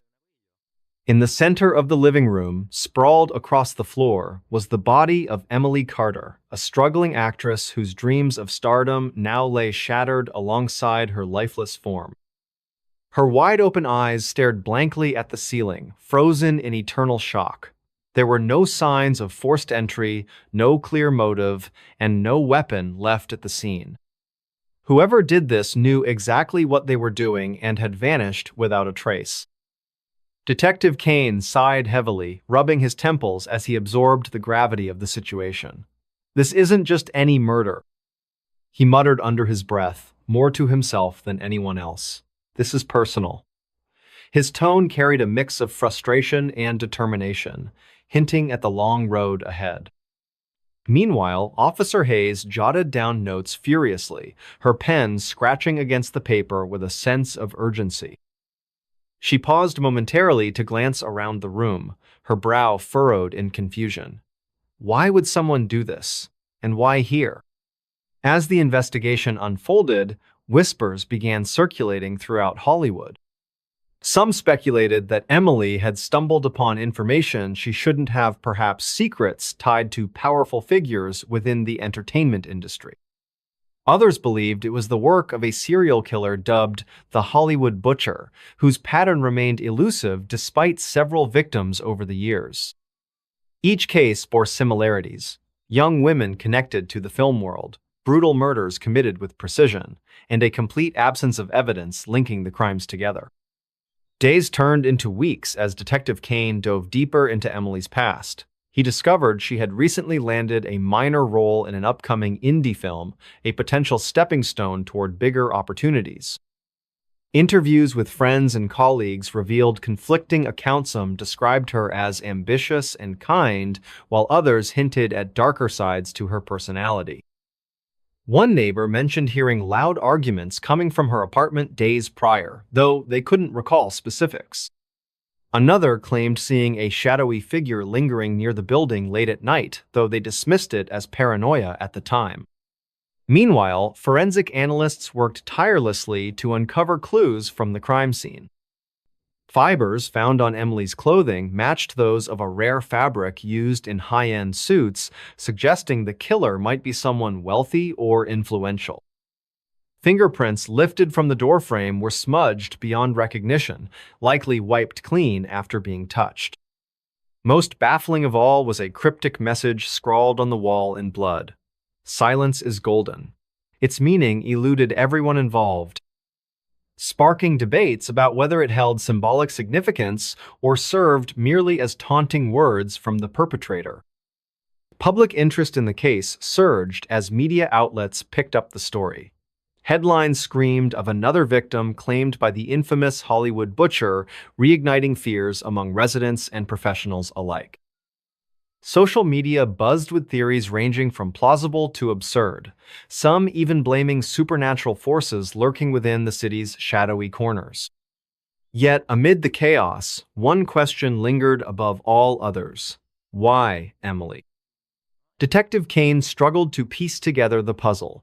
Late nights spent poring over files and photographs took their toll, leaving him exhausted yet determined. He revisited each victim's background, searching for connections that might have gone unnoticed. Slowly, patterns emerged. Many of the women shared common interests or acquaintances, though none directly linked them to each other. Could these ties hold the key to unraveling the mystery? One evening, as rain pattered against the precinct windows, Kane received a breakthrough tip. A former colleague of Emily's contacted authorities claiming to have seen her meeting with a mysterious man shortly before her death. According to the witness, the encounter appeared tense, almost confrontational. Descriptions of the man matched those provided by other witnesses in previous cases: an older gentleman dressed impeccably, exuding an air of authority. Though vague, the lead offered renewed hope. Armed with newfound resolve, Kane and Hayes expanded their search, following trails that crisscrossed Hollywood's bustling landscape. They visited upscale restaurants, exclusive clubs, and hidden alleyways, questioning anyone who might possess relevant information. Along the way, they encountered resistancino. Everyone wished to divulge secrets buried beneath layers of wealth and power. Still, persistence paid off when a bartender finally admitted noticing the same man frequenting venues popular among aspiring actors. His visits often coincided with disappearances reported in the area. With mounting pressure from superiors and the public alike, Kane devised a risky plan. Using surveillance technology and undercover operatives, he aimed to catch the suspect red-handed. Cameras were installed discreetly in strategic locations, monitored around the clock by dedicated teams. Informants planted within social circles frequented by potential targets fed valuable intel back to headquarters. Every detail mattered, every clue scrutinized meticulously. Months passed before fate intervened. During a routine stakeout near a trendy lounge, officers spotted the elusive figure entering the establishment. Heart rates quickened as communication lines buzzed with updates. Within moments, SWAT teams surrounded the building, lights flashing and sirens wailing. Inside, chaos erupted as patrons scrambled for exits, unsure of what was happening. Amidst the commotion, detectives apprehended the man fitting the description, respected producer known for discovering rising talent. Under intense interrogation, cracks in his composure began forming. Denials gave way to fragmented admissions, revealing glimpses of a twisted psyche driven by obsession and control. Victims, he claimed, threatened to expose scandals involving prominent figures within the industry. Rather than risk tarnishing reputations, he silenced them permanently, believing himself above reproach due to his influence. Evidence mounted against him, painting a grim picture of betrayal and manipulation. Yet even as justice seemed imminent, questions lingered. Had the Hollywood butcher truly been caught, or was another predator lurking unseen? Victims' families sought closure, desperate for answers that might ease their pain. For Detective Kane, the case marked both triumph and tragedia, testament to perseverance amidst adversity, yet a stark reminder of how easily lives could be destroyed by greed and ambition. The killer who made a city play jazz to stay alive.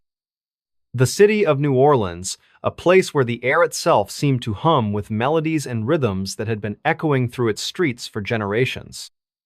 It was here in this vibrant city, under the golden glow of a late afternoon sun, that an unusual story unfolded, a tale of survival, music, and the resilience of the human spirit. In the heart of the French Quarter, amidst the bustling crowds and lively sounds of jazz spilling out from every corner, there lived a man named Marcus. He was not your ordinary musician. He was someone who carried within him both a love for music and a dark past that haunted his every step. The streets around Jackson Square were alive with chatter, laughter, and the sweet scent of beignets wafting through the air. Yet beneath this lively facade lay shadows of danger and secrets waiting to surface. Marcus had always been drawn to the saxophone, its soulful notes resonating deep within his chest like a second heartbeat. But it wasn't just passion that kept him playing, it was necessity. You see, Marcus wasn't just any performer on the street corners of New Orleans. No, he was also a wanted man, a fugitive whose actions had placed him at odds with those who sought retribution. And so, day by day, note by note, Marcus played not only to feed himself, but to stay one step ahead of his pursuers. It all began when Marcus found himself entangled in a situation far beyond his control. A misunderstanding escalated into something much worse, leaving him branded as a killer. Though innocent of the crime pinned upon him, the weight of accusation forced him into hiding. With nowhere else to turn, Marcus turned to what he knew best: music. In the world of New Orleans, where jazz flowed freely and emotions ran high, Marcus discovered that his talent could mask more than mere sound it, could weave stories, evoke empathy, and even buy time. As dusk settled over the Mississippi River, casting long shadows across the cobblestone streets, Marcus would set up his spot near Café du Monde. His fingers danced over the keys of his saxophone, each note carrying the weight of his silent plea for justice. Passersby stopped to listen, some tossing coins into his case, while others simply stood transfixed by the raw emotion pouring forth from his instrument. For these moments, Marcus felt Freeth's music became his armor, shielding him from the fear that lingered just out of sight. But freedom is fleeting, especially for someone living on borrowed time. One evening, as the moon hung low and cast silvery light over the quarter, Marcus noticed a figure watching him from afar. This wasn't uncommon. Many people lingered to enjoy the music, but there was something different about this particular observer. Their gaze was steady, unblinking, and filled with intent. Marcus tried to shake off the feeling, focusing instead on the rhythm of his song, yet the unease gnawed at him. The crowd dispersed slowly as the night grew deeper, leaving Marcus alone with his thoughts and the lingering presence of the watcher. When the final notes faded into silence, Marcus packed up his belongings quickly, glancing back toward the shadowy figure still standing nearby. Without hesitation, he slipped into the labyrinthine alleys behind Bourbon Street, weaving through narrow passageways lit only by flickering lanterns. Each step echoed softly against the brick walls, creating a soundtrack of tension that matched the pounding of his heart. For hours, Marcus moved through the city, using his knowledge of its hidden pathways to evade capture. Exhaustion tugged at his limbs, but adrenaline fueled his escape. Eventually, he reached the safety of a small apartment tucked away above a bar on Royal Street. Here, surrounded by stacks of sheet music and posters advertising gigs he'd never get to play, Marcus caught his breath. But the relief was short-lived. He knew the game was far from over. Days turned into weeks, and Marcus continued his nightly performances, always vigilant for signs of pursuit. Along the way, he encountered individuals who believed in his innocency, a bartender named Leo, who offered words of encouragement, a street artist named Elena, whose paintings captured the essence of his music, and even a retired detective named Henry, who listened intently to Marcus's side of the story. These connections gave Marcus hope, reminding him that not everyone judged him solely based on rumors and accusations. Yet the pressure mounted. Whispers traveled fast in New Orleans, and soon Marcus realized that his cover might not hold much longer. Determined to clear his name, he began piecing together clues that pointed toward the true culprit. Late nights were spent poring over documents, tracing leads, and reconstructing events leading up to the tragedy that had changed his life forever. Through perseverance and sheer willpower, Marcus uncovered evidence pointing to another individual, a person equally skilled at manipulation and deception. With newfound determination, Marcus devised a plan. Using his music as bait, he orchestrated a performance unlike any other. On a warm summer evening, beneath the twinkling lights strung between buildings, Marcus took center stage in Jackson Square. Crowds gathered, drawn by the promise of an unforgettable show. As his saxophone soared, telling tales of struggle and triumph, Marcus revealed the truth to anyone willing to listen. The music served as both confession and accusation, painting a vivid picture of innocence and betrayal. And then came the climax. Just as the final crescendo filled the air, the real killer stepped forward, unable to bear the weight of guilt any longer. Confronted by Marcus's bravery and the power of his art, the truth finally came to light. Witnesses bore testimony, and justice began its slow march toward resolution. The family, stalked by the watcher. It was a crisp autumn evening in Maplewood, New Jersey. The air carried the faint scent of fallen leaves and pumpkin spice from nearby homes. In this quiet suburban neighborhood where life moved at a gentle pace, something sinister was about to unfold. The Johnson family had just settled into their newly purchased colonial-style house on Elm Street. They were excited for a fresh start after years of renting apartments in bustling Manhattan. Little did they know, their lives were about to be turned upside down by an unseen presence lurking in the shadows. The first sign came one chilly Friday night. As Mr. Johnson sat reading the newspaper in his study, he heard a soft tapping sound coming from outside the window.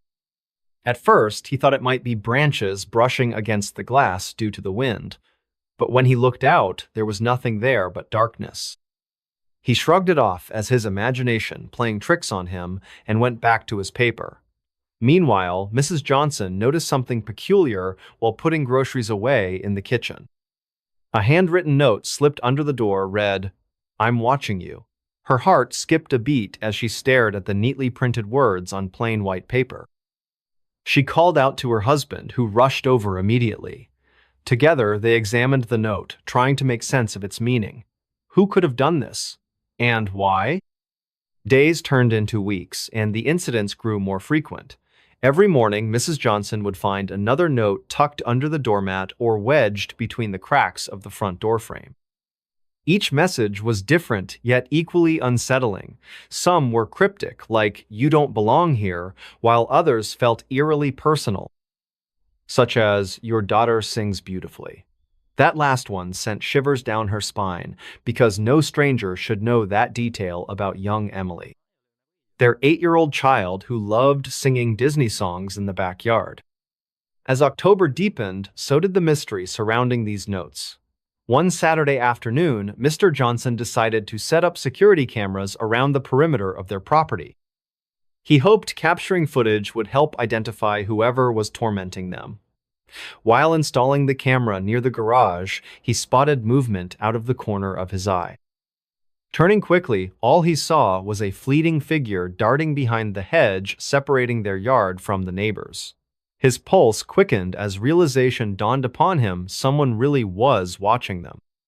That evening, the family gathered in the living room discussing what steps to take next.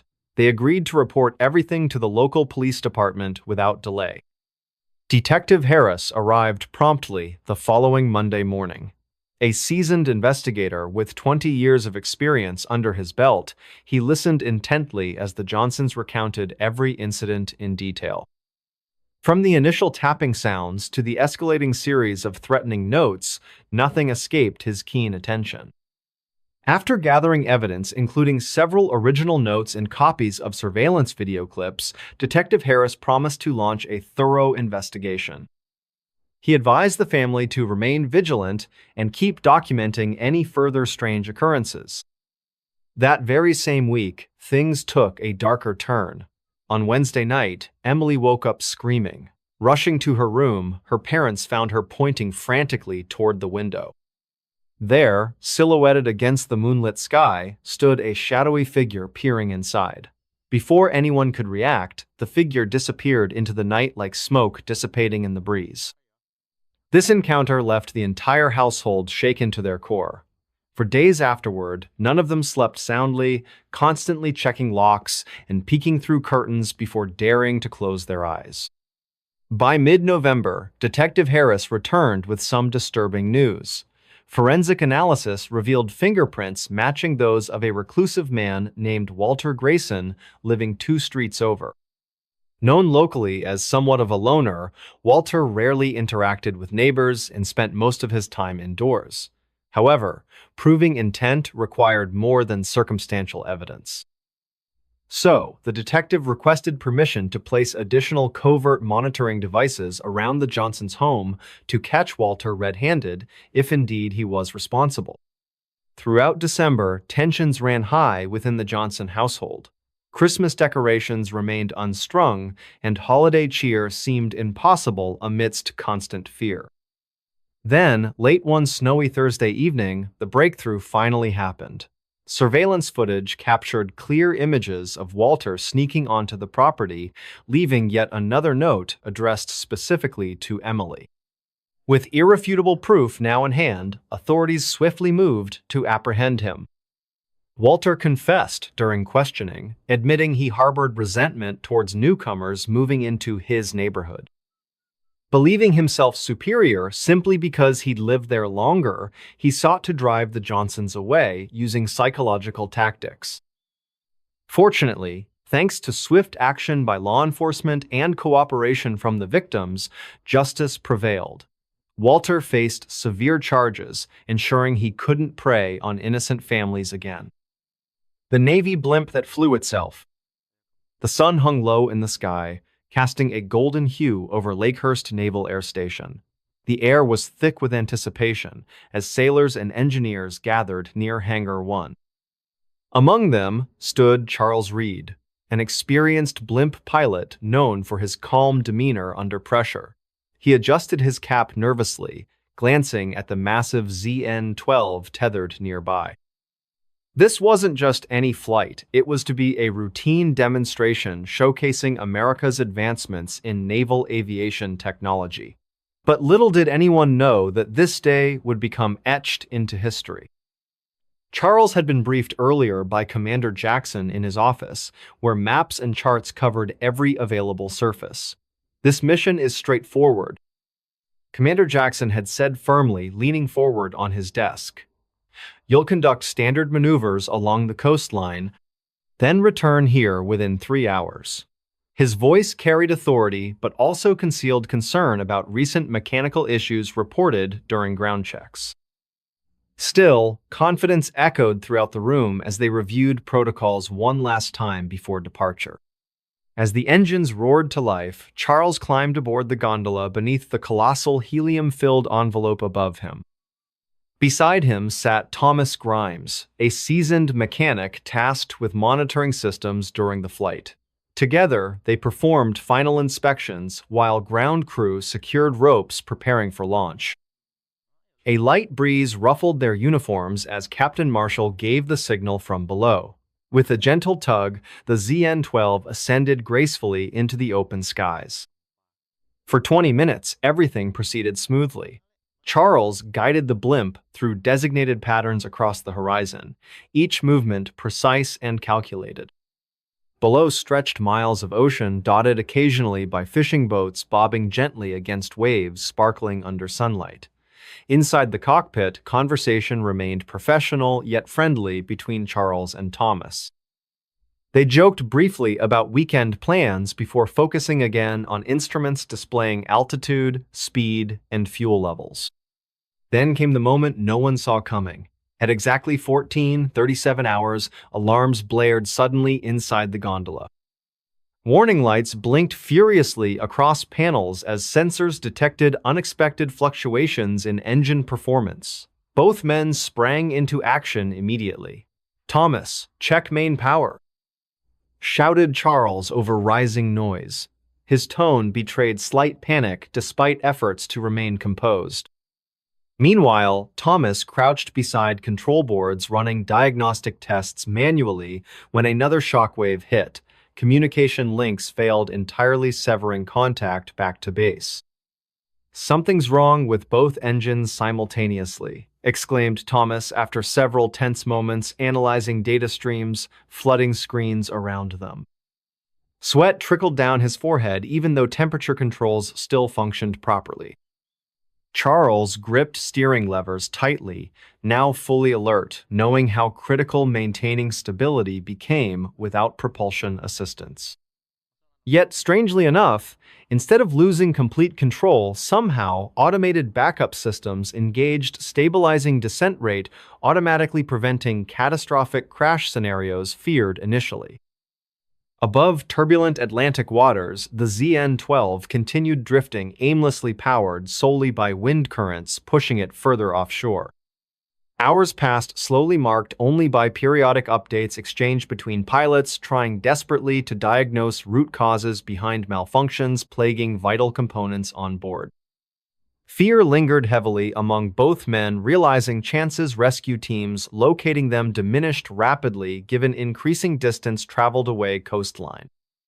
Night began falling, casting eerie shadows across interior spaces, making already cramped quarters feel claustrophobic. Outside darkness enveloped surroundings, leaving only faint glow moonlight reflecting off sea surfaces, providing minimal visibility conditions outside windows. Communication attempts resumed, periodically transmitting emergency signals, hoping satellites orbiting high above might pick up distress calls, eventually reaching ears operators stationed faraway command centers, landmasses thousands miles apart. Inside, dwindling hope fought valiantly against creeping despair, threatening overwhelm exhausted minds, bodies alike. Charles leaned closer toward instrument panel, studying readings, carefully searching pattern clues, hinting solution buried deep complex network, interdependent parts comprising modern aircraft engineering, Marvel's era represented so well by. Very craft carrying two souls, lost vastness, unknown territories beyond human reach capabilities alone could handle situation presented. Suddenly, something miraculous happened. Around midnight, GPS coordinates started stabilizing inexplicably.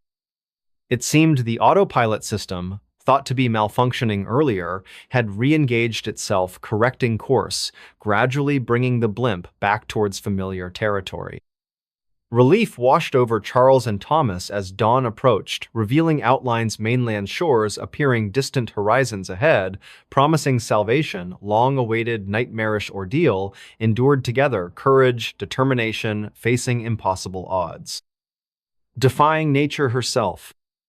When first rays morning sun illuminated faces peering anxiously outside glass panes, watching approaching landmarks, confirming location, indeed, correct destination intended, originally planned journey begun, previous afternoon relief turned end quote.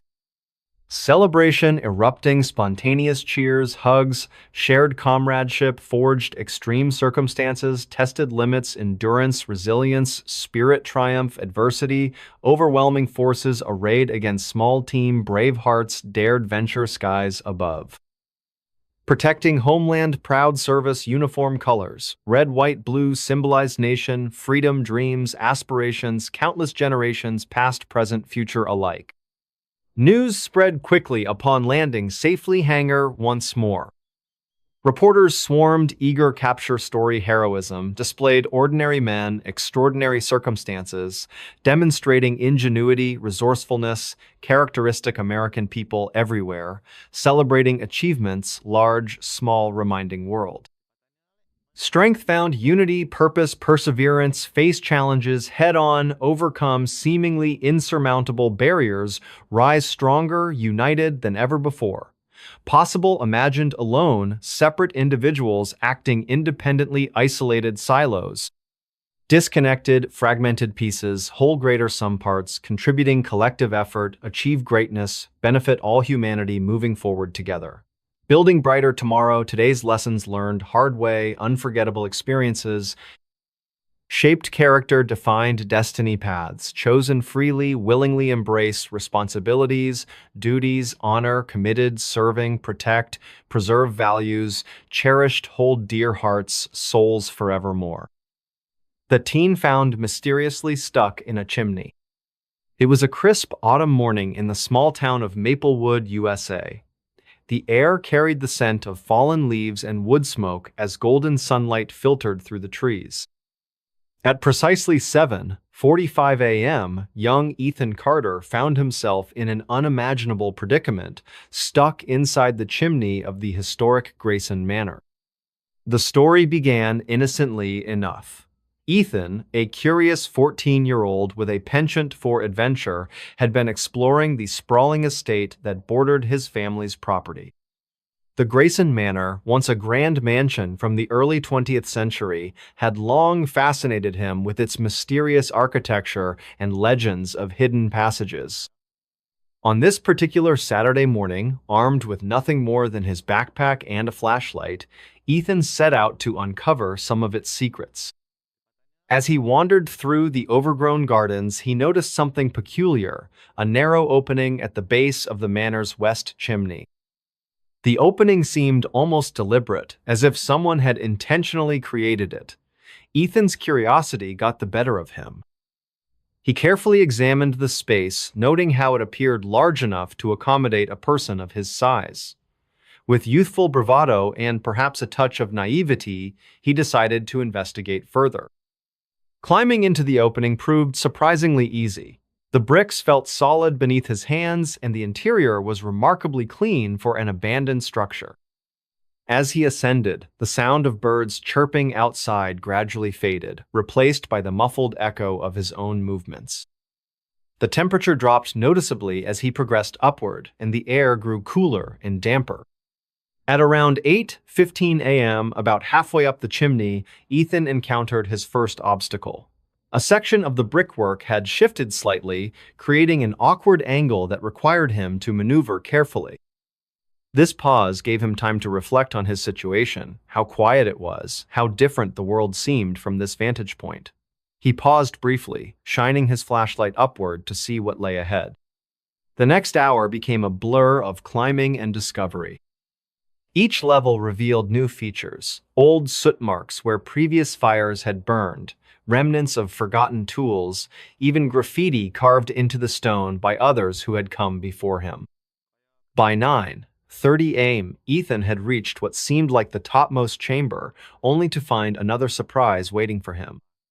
This uppermost section wasn't simply the termination of the chimney, but rather a complex junction connecting multiple flues. It was here that Ethan realized he might have underestimated the complexity of his chosen path. The space became increasingly tight, requiring him to contort his body in ways that made escape seem less straightforward than entrance had been. His initial excitement began to give way to growing concern as he tried various routes, each leading to dead ends or spaces too narrow to navigate safely. Meanwhile, back at the Carter residence, Ethan's absence was beginning to cause alarm. His mother, Claire Carter, had expected him home by 10:00 a.m. after their usual breakfast routine. When he didn't appear, she called his friends and checked nearby locations, her unease mounting with each passing minute. By 10:30 a.m., she decided to contact local authorities, initiating a search operation that would soon involve not just Maplewood's resources, but also neighboring communities. The Maplewood Sheriff's Department, known for its community-oriented approach, sprang into action immediately upon receiving Claire's call.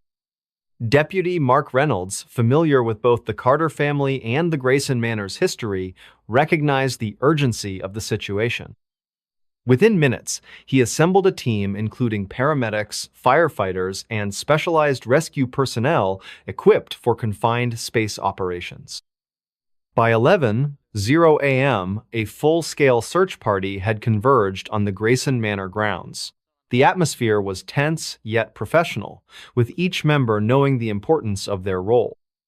As they spread out across the property, Deputy Reynolds focused on the West Wing, guided by intuition honed from years of experience. His attention was drawn to the unusual chimney base where Ethan had begun his ill-fated journey. Inside the chimney, Ethan's situation had become increasingly challenging. The temperature fluctuations caused condensation to form on the brick surfaces, making them slippery and treacherous. His flashlight battery was starting to weaken, casting flickering shadows that danced eerily on the walls. Each breath he took echoed loudly in the confined space, reminding him of how far removed he was from the world outside. Despite these difficulties, Ethan maintained remarkable composure, drawing strength from memories of survival training he'd attended during summer camp. Deputy Reynolds' team arrived at the chimney base at approximately 11:45 a.m.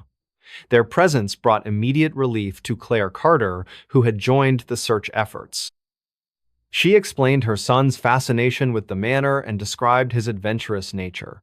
This information proved invaluable as rescuers formulated their plan of action. The rescue operation presented unique challenges. Traditional methods used for similar situations wouldn't work due to the chimney's age and structural integrity concerns. Instead, the team devised an innovative approach combining modern technology with historical knowledge of the manor's construction. Using thermal imaging cameras and acoustic sensors, they were able to pinpoint Ethan's exact location within the complex network of flues. Communication became crucial. Through careful placement of microphones and speakers, rescuers established contact with Ethan at 12:30 p.m. His calm voice reassured them while providing vital details about his surroundings. "I can see light above me," he reported, "but there's something blocking my way." This information directed the team's efforts toward clearing the obstruction while simultaneously planning a safe descent route. Throughout the afternoon, progress was steady but cautious. Each step required meticulous planning to ensure Ethan's safety without compromising the chimney's stability. Meanwhile, news of the rescue effort spread through Maplewood, drawing concerned citizens to the manor grounds. The scene became one of communal support, with neighbors bringing refreshments for rescuers and offering words of encouragement to Claire Carter. By 3:00 p.m., significant breakthroughs had been achieved. Rescuers successfully cleared the upper obstruction, revealing a hidden maintenance hatch that had been sealed shut decades earlier. This discovery provided a safer alternative for extracting Ethan from his precarious position. The team worked methodically to widen the access point while preparing Ethan for his eventual exit. Finally, at 4:15 p.m., Ethan emerged from the chimney, greeted by cheers from the gathered crowd and an emotional reunion with his mother. His condition was assessed on-site by paramedics, who determined him to be physically unharmed despite his ordeal. Ethical considerations prevented sharing specific medical details, but it was clear that his mental resilience had played a crucial role in his survival. In the days following the incident, Maplewood buzzed with stories of Ethan's adventure. Local media covered the event extensively, highlighting aspects of community cooperation and resourcefulness. Interviews conducted with participants emphasized lessons learned about safety, awareness, and preparedness. Educational programs incorporating elements of historical preservation and risk management were developed in response to the incident. Ethan himself became something of a local hero, though he remained modest about his experiences. Reflecting on the events, he expressed gratitude for the skills he'd acquired through previous activities and acknowledged the importance of learning from such situations. His story inspired other young people in Maplewood to pursue interests in exploration and history while emphasizing the necessity of proper preparation and supervision. The Grayson Manor, once merely a curiosity to residents, gained renewed significance in the community consciousness. Preservation efforts accelerated, supported by funds raised during benefit events organized in Ethan's honor. Historical societies collaborated with local schools to create educational programs centered around the manor's rich past, ensuring its legacy would continue inspiring future generations. The colony that vanished without a trace. The sun was setting over Roanoke Island, casting long shadows across the dense forest and sandy shores. A gentle breeze rustled through the trees as Captain John White stepped onto the soil he had once called home. His heart pounded with anticipation and unease as he gazed around at the familiar yet eerily silent landscape. Where were the settlers? The colony that had thrived under his leadership just a few years ago now stood abandoned, its wooden structures weathered and crumbling. Before we begin, tell me, where are you listening from, and what time is it there? John had left the colony in the care of Governor Eleanor Dare while he returned to England for supplies. Promising to return swiftly, he sailed away with heavy hearts on both sides. Little did he know that war and political turmoil would delay his return by several years. As he disembarked from his ship, the silence pressed heavily upon him. Not a single soul greeted him. No laughter of children, no calls of laborers, no smoke rising from hearths. The first thing John noticed was the word Croton carved into a post near the fort's entrance. It gave him some hope. This was not the mark of distress they had agreed upon. But still, where had everyone gone? He searched every corner of the settlement, calling out names: Eleanor, Ananias, Virginia. His granddaughter, Virginia, the first English child born in the New World, was among those who had vanished without a trace. Days turned into weeks as John and his men scoured the surrounding areas. They visited nearby islands, questioned native tribes, and followed any clue that might lead them to the missing colonists. The Croatoan tribe, whose name was carved on the post, lived on an island south of Roanoke. Perhaps they held answers. But storms began to batter the coast, forcing John to reconsider his search. Supplies were dwindling, and the crew grew restless. Back in England, news of the colony's disappearance spread slowly. Officials and investors in the Virginia Company debated possible explanations. Had the colonists been attacked by hostile natives? Had they succumbed to disease or starvation? Or had they simply moved inland, seeking better land or safer quarters? Speculation ran wild, but concrete evidence remained elusive. In the months following John's arrival, relations with local tribes became increasingly strained. Some reported seeing white men living among native villages, dressed in tribal clothing and adopting their customs. Others claimed to have found remnants of English tools and utensils scattered throughout the region. Each new piece of information raised more questions than it answered. As seasons changed and years passed, the mystery of Roanoke only deepened. Expeditions launched from Jamestown brought back conflicting reports. Some explorers believed they had found traces of the lost colonists, while others dismissed such claims as fanciful tales. The harsh realities of colonial life made survival difficult even for seasoned settlers, let alone those who had disappeared under such mysterious circumstances. For Eleanor Dare, if she still lived, the journey must have been fraught with hardship and uncertainty. Leaving behind the relative safety of their fortified settlement required immense courage and adaptability. Whether they chose to leave willingly or were forced out by necessity remains unknown. What is certain is that their decision led them into uncharted territory, both literally and figuratively. The natural environment of coastal Carolina presented its own challenges. Summers could be brutally hot and humid, while winters brought biting cold and unpredictable storms. Food sources varied depending on location and season, requiring constant vigilance and resourcefulness. If the colonists had indeed joined with friendly tribes, they would have needed to learn entirely new ways of living, abandoning many of the comforts and practices they brought from England. Over time, the legend of the lost colony grew, becoming part of American folklore. Songs and stories speculated about their fate, imagining everything from peaceful assimilation into native cultures to tragic endings at the hands of enemies. Artists depicted haunting scenes of empty settlements and shadowy figures disappearing into the wilderness. Historians and archaeologists continue to study the site, hoping to uncover definitive evidence of what truly happened. Yet, despite all the theories and investigations, one fact remains undeniable. An entire community vanished from Roanoke Island, leaving behind only cryptic clues and enduring mysteries. Their story serves as a powerful reminder of the uncertainties faced by early settlers and the resilience required to survive in unfamiliar lands. As we ponder their fate, we are reminded that history often holds secrets that may never be fully revealed. The wind still whispers through the trees of Roanoke Island, carrying echoes of voices long silent. Visitors to the site today can walk among the ruins and imagine the lives once lived there. Perhaps somewhere in the vast American wilderness, descendants of those original settlers still carry fragments of their ancestors' stories, unaware of the legends that surround their beginnings.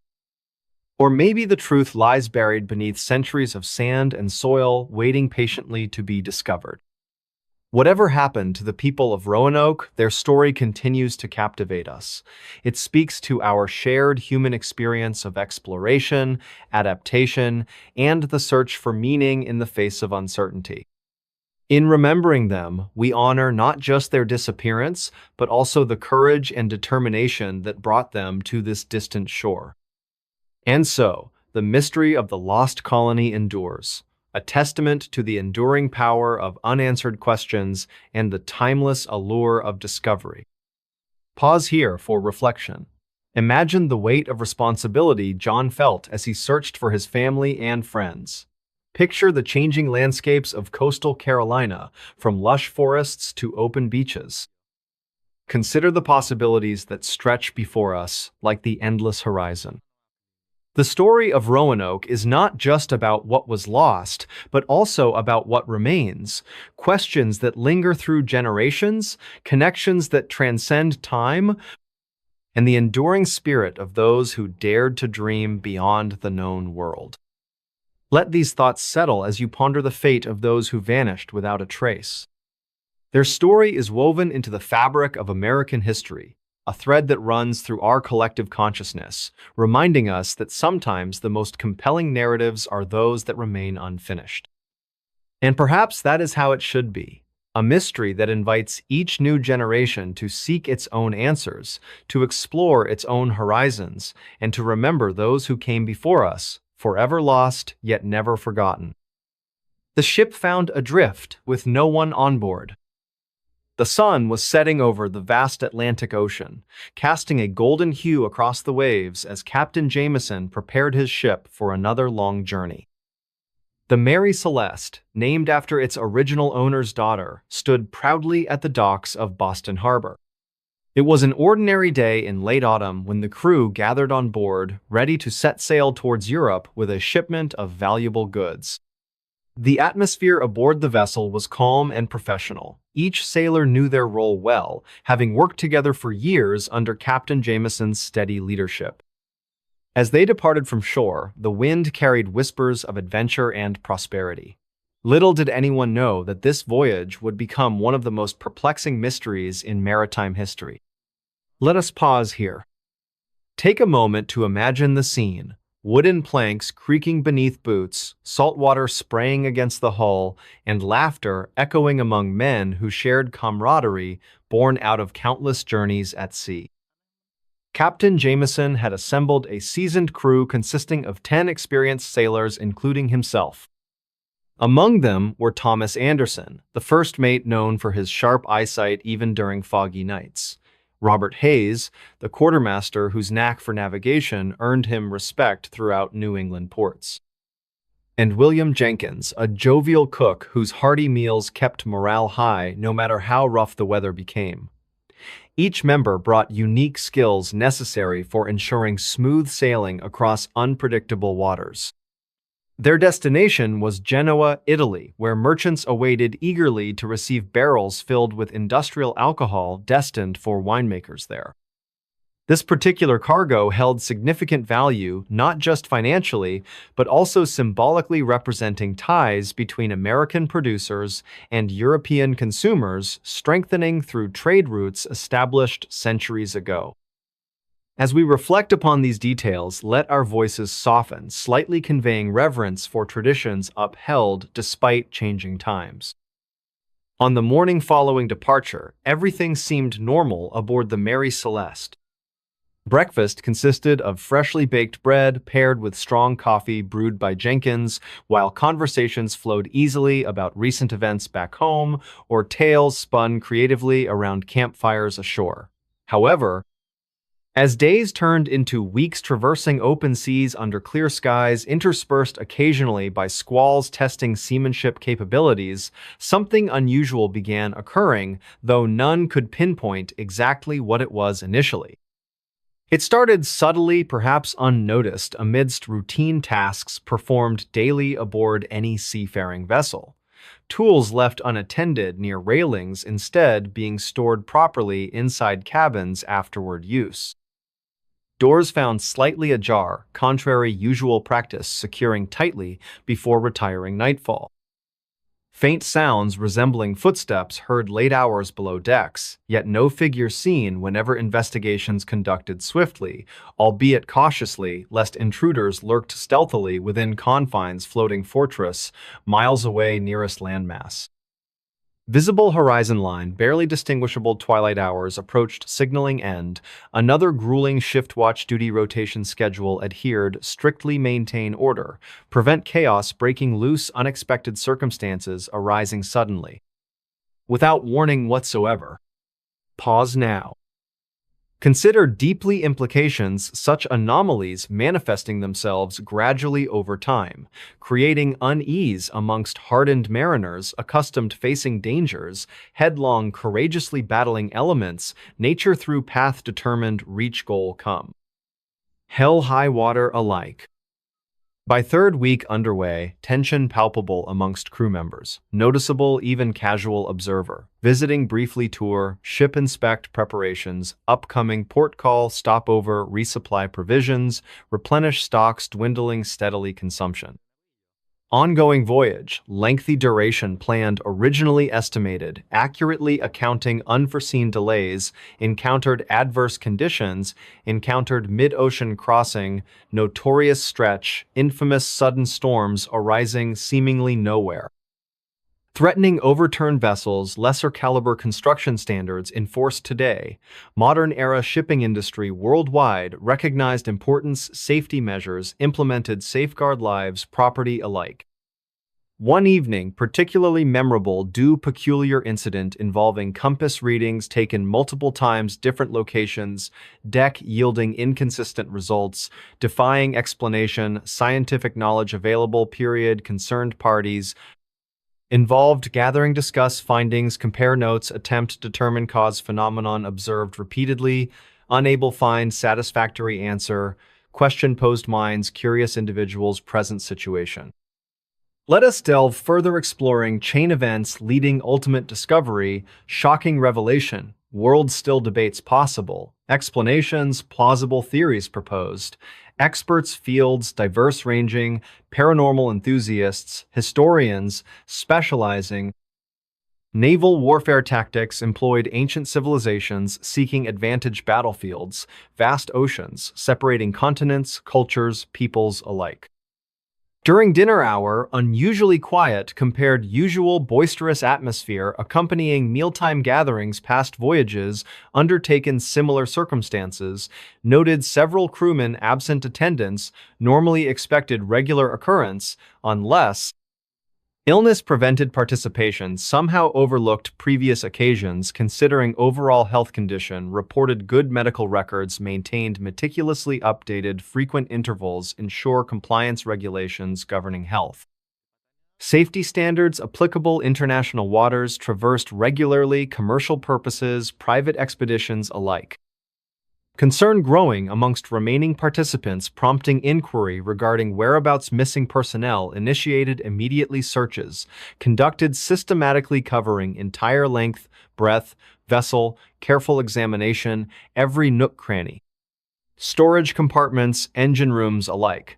Leaving stone unturned, pursuit, answers, sought earnestly, everyone affected, emotionally impact situation, unfolding rapidly, before eyes, disbelief. Mounting, proportionally increasing uncertainty. Surrounding fate, comrades vanished mysteriously, leaving behind only clues, formulating incomplete picture, reality, transpired, actuality, remains elusive, grasp, comprehension fully. Night fell quickly over Mary Celeste, darkness enveloping surroundings completely save occasional flashes. Lightning, distant horizon, illuminating silhouette, majestic ship cutting through waves, methodically powered engines, humming.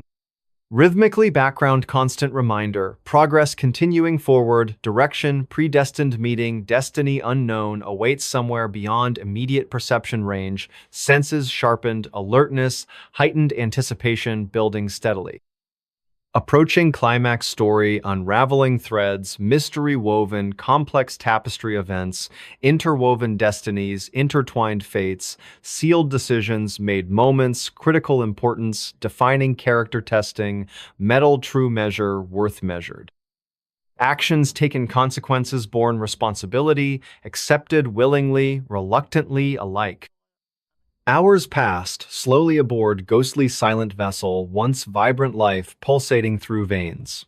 Timber work now stilled, eerie quietude reigning supreme, oppressive weight bearing down heavily upon shoulders, few left standing guard positions. Assigned strategically key points, access vital areas requiring protection, safeguarding secrets, hidden deep recesses, memory, collective consciousness, humanity itself, perhaps waiting rediscovery, illumination, truth buried layers, conjecture, speculation, built generations, removed original source information, originating event, central narrative focus, attention drawn repeatedly, retelling variations, theme, consistent, core essence, preserved intact essence, purest form imaginable. Conceivable limits, human imagination stretched thin, attempting grasp enormity implications contained simple act, recording facts, observing phenomena, natural, unnatural alike, coexisting harmony, discord simultaneously, paradox resolved, unresolved alike. Dawn broke, revealing startling sight, horizon, distant shape, familiar appearing closer, inspection revealed unmistakably, Mary Celeste herself floating aimlessly, currents carrying her inexorably toward shores, far distant origin point departure. Months prior, forgotten momentarily, celebrations welcoming home, heroes, triumphant return, successful mission accomplished, glory, honor, bestowed, appropriately rewarded, riches, fame, fortune alike, awaiting embrace, extended, lovingly, family. Friends missed, dearly separated, distance, time alike. Bridged, finally reunion, joyous tears, happiness, overwhelming emotions, flooding senses, cleansing, purifying soul, spirit alike. However, celebration short-lived, abruptly halted, arrival British brig de Gracia, Captain David Morehouse, friend, colleague, Captain Jameson, surprising encounter, open waters, hundreds miles nearest landmass, raising questions immediate. Concern, primary foremost welfare, souls aboard, presumed lost sea forevermore, swallowed, merciless depths, eternal abyss, hiding countless secrets, untold stories, written, rewritten, erased, rewritten again, cycle, endless repeating patterns.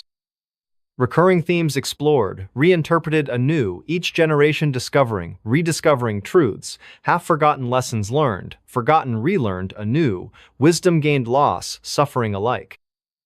Boarding party dispatched, investigate, boarded, found eerily deserted, interior state preservation, remarkable considering exposure elements, prolonged, period absence, human presence evident everywhere, signs, habitation, recent past clearly. Visible tables set, uneaten food, remnants, plates, bowls alike, suggesting interruption, sudden, unexpected nature, leaving little opportunity, preparation, departure, orderly fashion, customary observed formalities, observed proper etiquette. Maintained relations, colleagues, peers alike, mutual respect, admiration, shared openly, freely alike, bonds strengthened, tested, adversity overcome together, triumph achieved, united efforts, combined strength greater than some individual parts. Alike. Search, thorough, comprehensive, uncovered, single logbook entry dated day prior abandonment, noting strange occurrences, weather patterns, unusual behavior, compass readings, erratic nature continued until final notation, abrupt cessation entries. Altogether, leaving gaping hole, narrative structure, continuity, broken, irreparably gap, impossible bridge, conjecture alone, filling spaces, empty voids, created disappearance, persons' accounts alike, leaving investigators frustrated, unsatisfied. Lacking closure, definitive answers sought tirelessly, pursued relentlessly alike, passions ignited curiosity, fueled determination, uncover truth, underlying surface appearances, deceptions alike, masking reality, lurking shadows, waiting, revelation light shining brightly, dispelling darkness, ignorance alike. Speculation rampant, wild theories proposed ranging mundane, practical explanations, rational, logical thought processes applied methodically, stepwise deduction, reasoning, analytical alike, producing reasonable conclusions, supported evidence. Available contemporary knowledge base existing period alike producing satisfactory resolution, acceptable majority-informed opinions alike, leaving minority dissatisfied, unconvinced, alternate possibilities, explored, considered, dismissed. Eventually, returning original hypotheses, modified, refined, incorporating additional data points, collected, analyzed rigorously alike, producing consensus agreement, general principles, guiding interpretation events, transpired aboard Mary Celeste's mysterious voyage, ultimately unanswered questions, lingering, haunting echoes, reverberating chambers, mind, imagination alike, inspiring creativity, artistic expression, literary works, visual alike, capturing essence, wonder, awe, inspired. Human experience encountering extraordinary, ordinary alike, transcending boundaries defined limited perspectives, expanding horizons, limitless potential alike, achieving greatness heights undreamt imaginable alike. The skyjacker who jumped and vanished. The sun was setting over the Pacific Northwest, casting a golden hue across the sky as passengers aboard Flight 305 settled into their seats. The air inside the Boeing 727 was filled with quiet conversations and the occasional rustle of newspapers. It was an ordinary afternoon in late autumn when everything changed. D.B. Cooper, a man in his mid-40s wearing a dark suit and tie, boarded the plane at Seattle-Tacoma International Airport like any other traveler. His demeanor seemed calm, almost casual, but there was something about him that caught the attention of those nearby. Perhaps it was the way he carried himself, or the faint glint in his eyes. As the flight prepared for takeoff, Cooper ordered a bourbon on the rocks from one of the flight attendants. "Thank you," he said politely, his voice steady, yet carrying a subtle edge. Little did anyone know, this moment would mark the beginning of one of America's most infamous unsolved mysteries. The atmosphere shifted subtly as the plane ascended into the clouds. Passengers sipped their drinks, read books, or gazed out the windows at the sprawling landscape below. But deep within the confines of the aircraft, tension began to build. After the drink, Cooper handed the flight attendant a note written neatly on a piece of paper. She glanced at it briefly before looking up at him questioningly. He nodded slightly, urging her to read further. Her expression hardened as realization dawned upon her. "I have a bomb," the message stated plainly. Panic rippled through the cabin as words spread among the crew and eventually reached the pilots. Authorities were alerted immediately, initiating a chain of events that would captivate the nation. Ground personnel scrambled to respond, coordinating with local law enforcement and federal agencies. Negotiations ensued between Cooper and officials on the ground. Demands were made: $200 in cash, 4 parachutes, and safe passage to Mexico City. The ransom money was hastily assembled, bundled in crisp bills without sequential serial numbers. Parachutes were procured under duress while authorities devised a plan to apprehend the mysterious hijacker once the plane landed again. Yet every move they considered felt 2 steps behind his calculated strategy. Flight 305 touched down at Seattle-Tacoma International Airport after circling long enough for preparations to be completed. Under the cover of darkness, Cooper exchanged the hostages for the demanded items. Only a few crew members remained on board as the jet refueled and prepared for its next short journey southward toward Reno, Nevada. Inside the cabin, silence reigned supreme. The hum of engines provided a monotonous backdrop against which thoughts raced wildly among those present. What was going through Cooper's mind? Was this merely a desperate act born out of necessity or part of some grander scheme? Upon arrival in Reno, Cooper instructed the pilots to head toward Mexico City, maintaining low altitude to avoid radar detection. However, midway through the flight, he exited the rear staircase of the aircraft using one of the parachutes, leaping into the abyss amidst torrential rain and fierce winds. Time seemed to stand still as witnesses watched in disbelief. How could anyone survive such a daring escape? Questions lingered heavily in the air, unanswered and unyielding. In the days following Cooper's disappearance, search parties scoured vast stretches of wilderness where he might have landed. Helicopters buzzed overhead while teams trudged through dense forests and muddy terrain. Despite extensive efforts spanning years, no conclusive evidence emerged linking him directly to a specific location or identity. Speculation ran rampant. Was he a former military operative, a skilled pilot, or simply a man driven by desperation? Decades later, fragments of the story resurfaced periodically, reigniting public interest. In 1980, a young boy playing along the banks of the Columbia River discovered a rotting bundle containing several $1,000s worth of the ransom money. This find fueled renewed speculation regarding Cooper's fate. Had he managed to evade capture altogether? Did he perish during the jump? Or perhaps lived quietly somewhere unknown, forever cloaked in mystery? The children who disappeared in a fire with no remains. The sun was setting over the small town of Maplewood, casting long shadows across the quiet streets. The air was filled with the scent of pine trees and the distant sound of birds returning to their nests. It was a peaceful evening in early autumn when everything seemed calm and serene. But little did anyone know that this tranquility would soon be shattered by an event that would haunt the people of Maplewood for generations. On that fateful day, a group of children had gathered at the local community center for an after-school program. The building was old, but beloved, its wooden walls adorned with colorful paintings made by generations of children who had passed through its doors.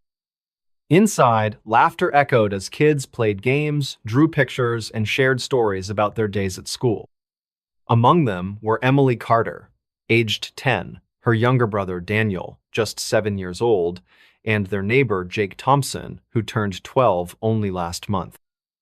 They were all best friends, inseparable since kindergarten. As the clock struck 5, Mrs. Anderson, the kind-hearted supervisor, began preparing the room for dismissal.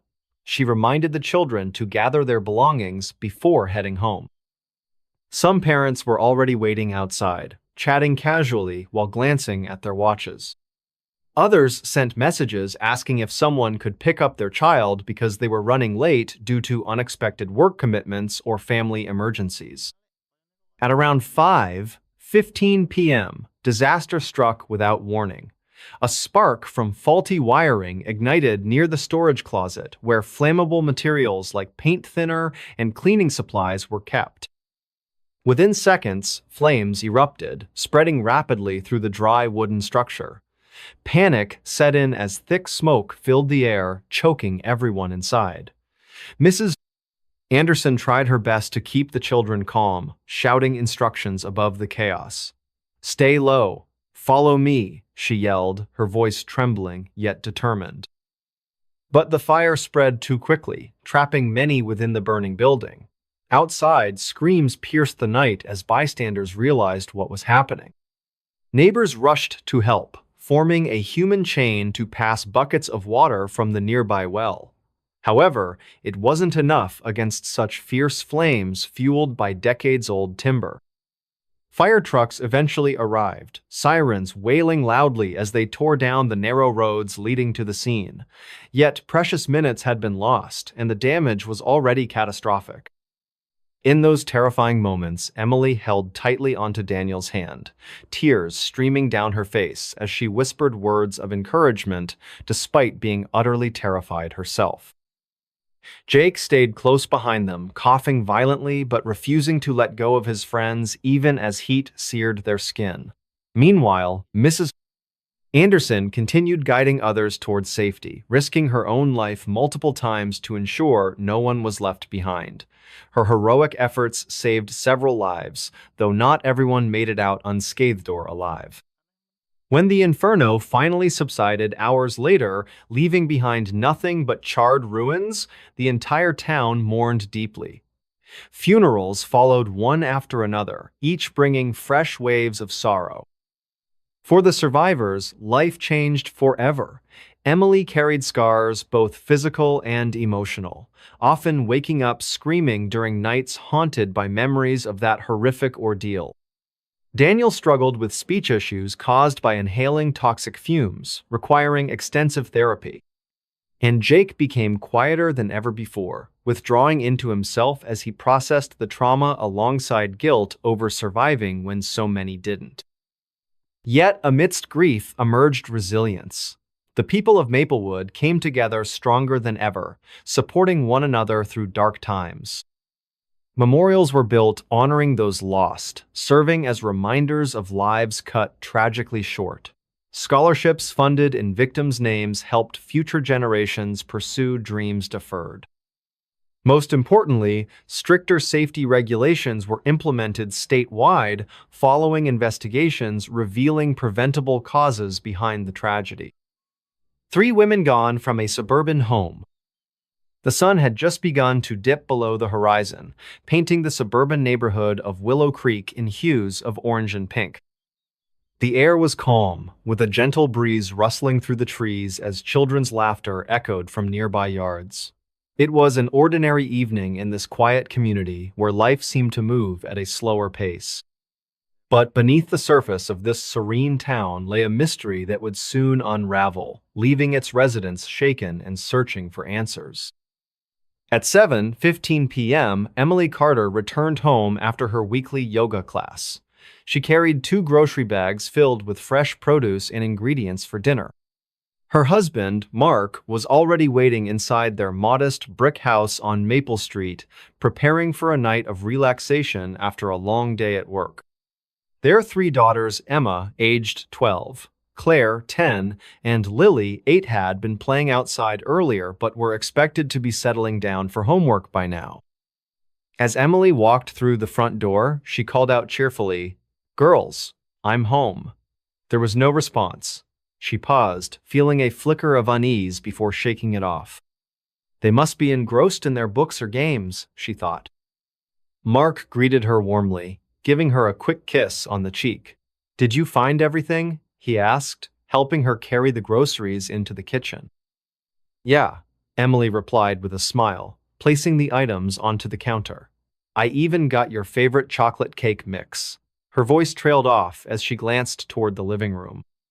"Where are the girls? I didn't hear them when I came in." "They went upstairs to finish their homework," Mark said casually, pouring himself a glass of water. "I told them they needed to get it done before we watched that movie tonight."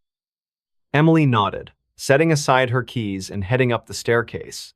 Each step creaked softly underfoot, creating a rhythmic sound that filled the otherwise silent house. When she reached the top, she noticed something odd. Their bedroom door was slightly ajar, which wasn't unusual, but there was no sign of any activity coming from the girls' shared room next door. Curious, she knocked lightly before pushing the door open. Inside, the room appeared untouched.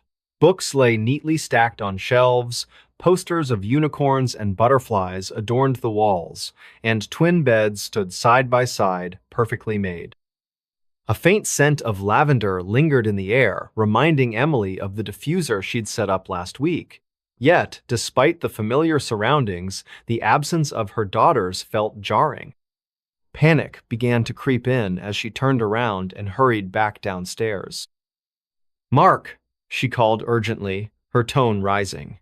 "The girls aren't upstairs. Have you seen them?" Mark frowned, putting down his glass. "What do you mean? I thought they were doing homework. Did you check the backyard?" Together, they searched every corner of the house, the living room, dining area, laundry room, even the basement, but there was no trace of Emma, Claire, or Lily. The clock ticked past 7:30 p.m. as worry gave way to fear. Mark grabbed his phone and dialed their neighbor, Mrs. Peterson, who often kept an eye on the kids during afternoons. After several rings, she answered, sounding confused. "No, dear, I haven't seen them since this morning," Mrs. Peterson replied gently. "Are you sure they're not just hiding somewhere?" "We've looked everywhere," Emily interjected, her voice trembling. "Something doesn't feel right." By 7:45 p.m., Mark had called the local police department, reporting the disappearance of their 3 daughters. Officers arrived within minutes, bringing with them a sense of professionalism mixed with concern. Detective Jameson, a seasoned investigator known for his calm demeanor, took charge of the situation. He listened intently as Emily recounted the events of the evening, his eyes scanning the room for any clues. "Have you noticed anything unusual recently?" Detective Jameson asked, his voice steady yet probing. "Any strangers in the area? Changes in behavior?" Emily shook her head, tears streaming down her face. "No, nothing. Everything seemed normal. We live in such a safe neighborhood. How could this happen?" As the investigation unfolded, neighbors gathered outside the Carters' home, whispering among themselves. The once peaceful street buzzed with speculation and fear. Some mentioned seeing a white van parked near the end of the block earlier that afternoon, though no one could confirm if it belonged to anyone suspicious.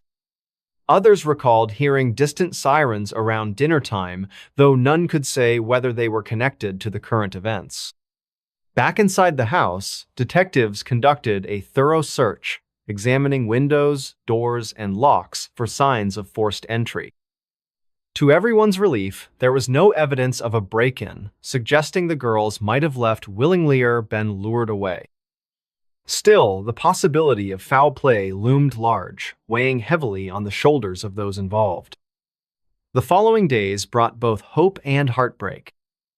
Flyers bearing the smiling faces of Emma, Claire, and Lily were distributed throughout Willow Creek and beyond, pinned to bulletin boards, handed out at schools, and shared online. Community members organized search parties, combing through parks, woods, and abandoned buildings in hopes of finding a clue. Meanwhile, forensic experts analyzed fingerprints and DNA samples collected from the girls' belongings, piecing together fragments of information that might lead to their whereabouts. Detective Jameson remained optimistic, though cautious. He reminded the Carters and the public that cases like these often required patience and persistence. Every tip, no matter how small, was followed up diligently. Phone calls poured in, some credible, others less so, each one adding another layer to the puzzle. Weeks turned into months, and while leads emerged, none proved conclusive. The media coverage waned, but the pain endured by the Carters never did. Emily found solace in prayer and journaling, documenting her thoughts and memories of her daughters in hopes of keeping their spirits alive. Mark threw himself into work, using productivity as a coping mechanism, though nights were fraught with sleepless hours and haunting questions. The 5 friends who vanished without explanation. It was a crisp autumn morning in the small town of Maplewood, USA. The air carried the scent of fallen leaves and distant campfires as 5 friends gathered at dawn near an old wooden bridge that spanned over Whispering Creek. Their laughter echoed softly through the misty forest, their plans for the day filled with excitement. They were known around town as adventurous souls who loved exploring hidden trails and forgotten places. There was Jake, the oldest among them, always eager to lead. Emily, whose curiosity knew no bounds. Mark, the quiet one with a sharp eye for detail. Rachel, full of energy and jokes. And finally Liam, ever ready to support his friends with unwavering loyalty. The group had decided to spend the weekend hiking deep into the Blackwood Forest, a vast expanse of towering trees and winding paths that seemed endless. As they prepared their backpacks, filling them with water bottles, snacks, flashlights, and maps, they joked about finding treasure or stumbling upon something mysterious. The sun peeked through the canopy above, casting golden light on the ground below. Birds chirped melodiously, and the rustling of leaves added to the serene atmosphere. At exactly 7:00 a.m., the friends began their journey, walking along the main trail that led deeper into the woods.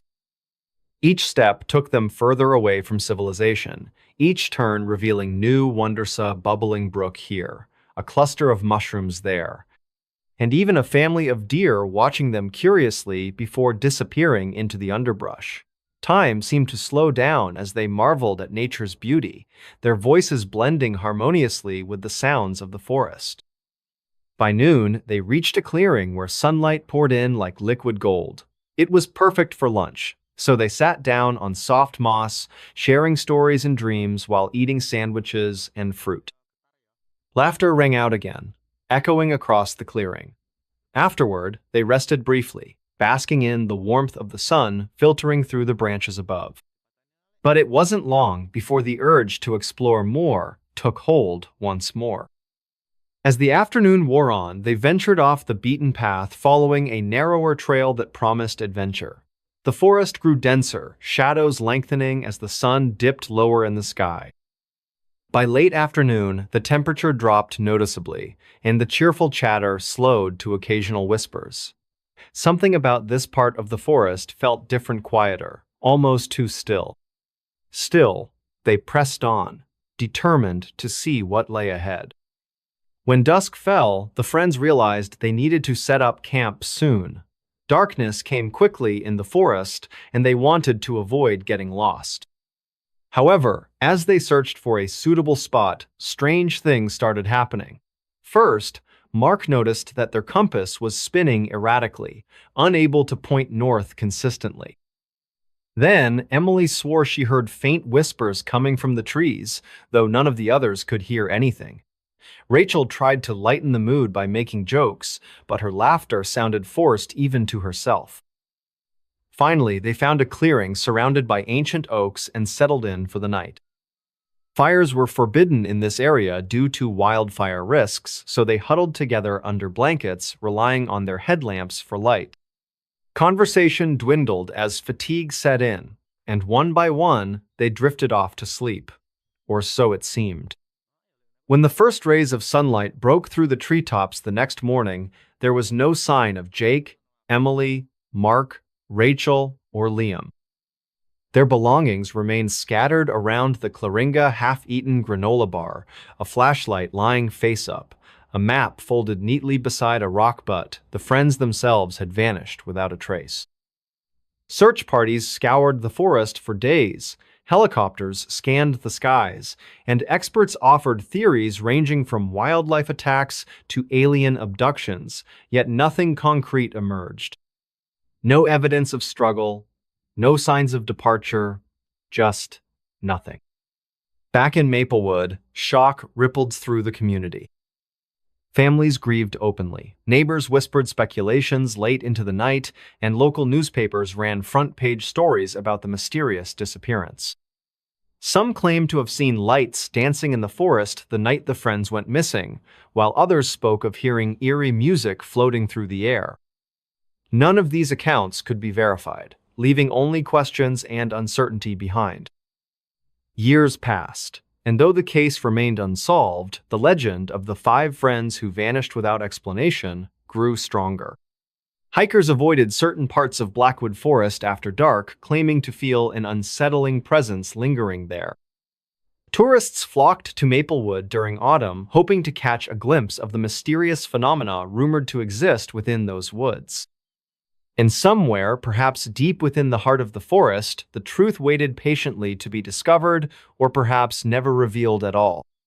This is how the story unfolded, piece by piece, leaving room for imagination and wonder. For some, it became a cautionary tale about venturing too far into the unknown. For others, it sparked fascination with the mysteries of the natural world. Whatever perspective you choose, one thing remains undeniable. The power of such tales lies not in definitive answers, but in the questions they inspire. And so, the legend endures, carried forward by each generation that hears it, whispered softly beneath the stars on quiet autumn nights. There may never be closure for the families of Jake, Emily, Mark, Rachel, and Liam. Yet, in remembering their courage and spirit, we honor their memory and, perhaps, just perhaps, keep alive the hope that someday, somewhere, they'll return to tell us what truly happened in the depths of Blackwood Forest. Until then, the forest holds its secrets tightly, waiting silently for someone brave enough or foolish enough to uncover them. Her car was found wrecked, but she was gone. Her car was found wrecked, but she was gone. The sun had barely risen over the quiet town of Pine Hollow that morning. It was a chilly October day, with a thin layer of frost covering the ground and mist swirling through the dense forest surrounding the small community. The air carried an eerie stillness, broken only by the distant chirping of birds and the occasional rustling of leaves in the crisp autumn breeze.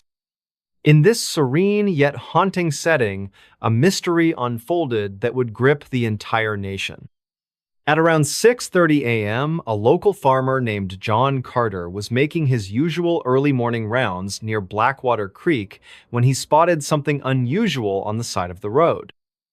His old pickup truck's headlights illuminated what appeared to be a severely damaged vehicle partially submerged in the creek. Curiosity turned to concern as he approached the scene, noticing the car's license plate registered to Emily Thompson, a well-known resident of Pine Hollow.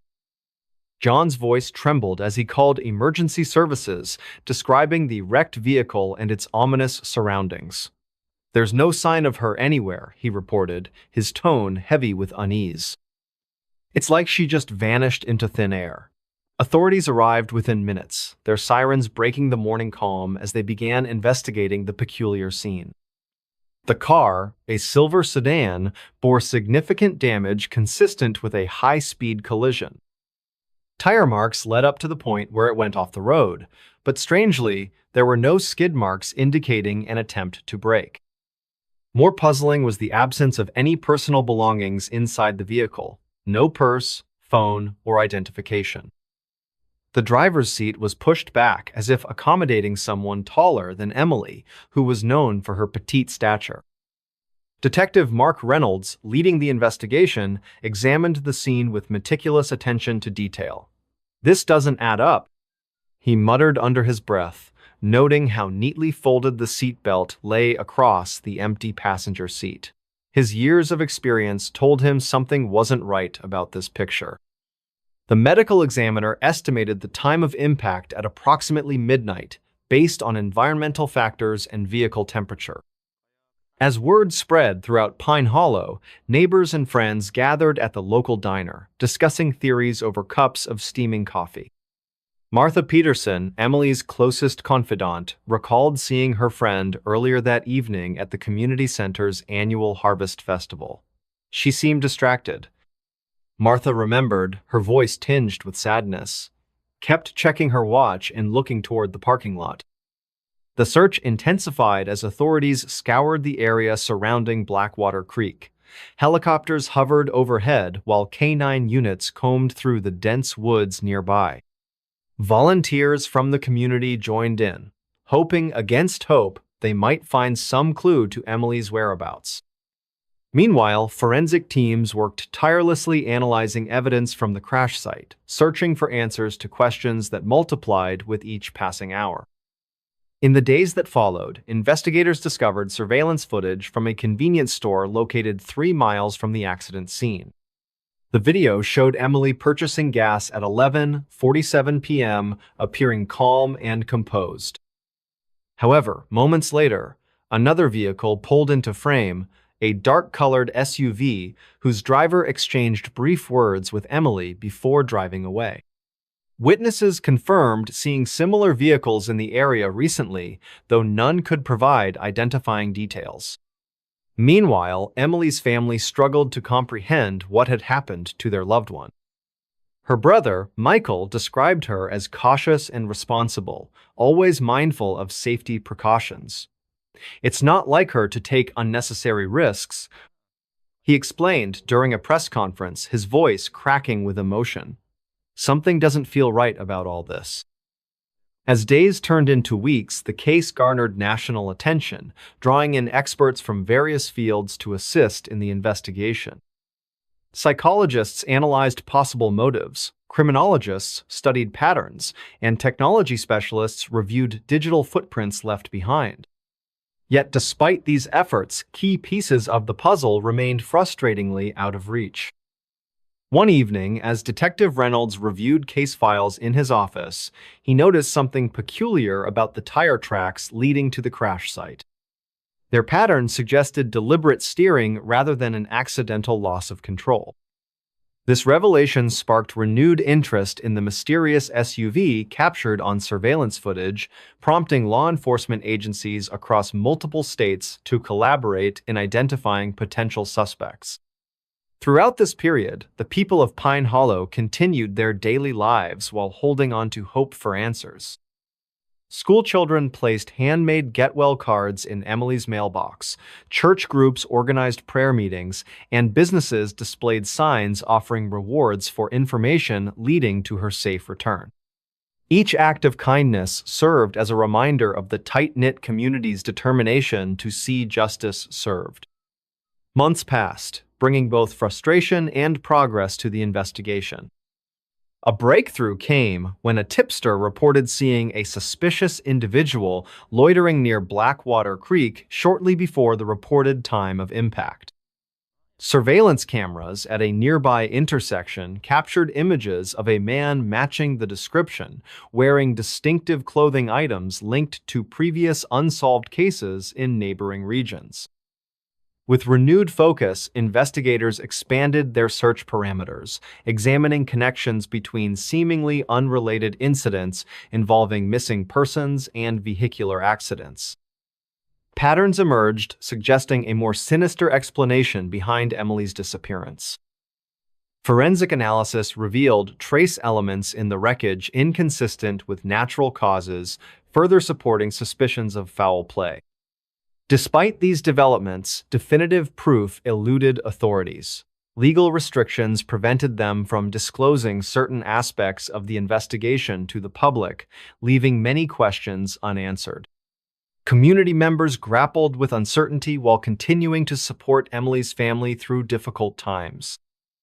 Then, one fateful afternoon, a routine traffic stop in a distant state yielded unexpected results. Officers conducting a background check on the driver of a dark SUV discovered links to the ongoing investigation. Upon questioning, the individual provided conflicting statements about their whereabouts during the critical timeframe surrounding Emily's disappearance.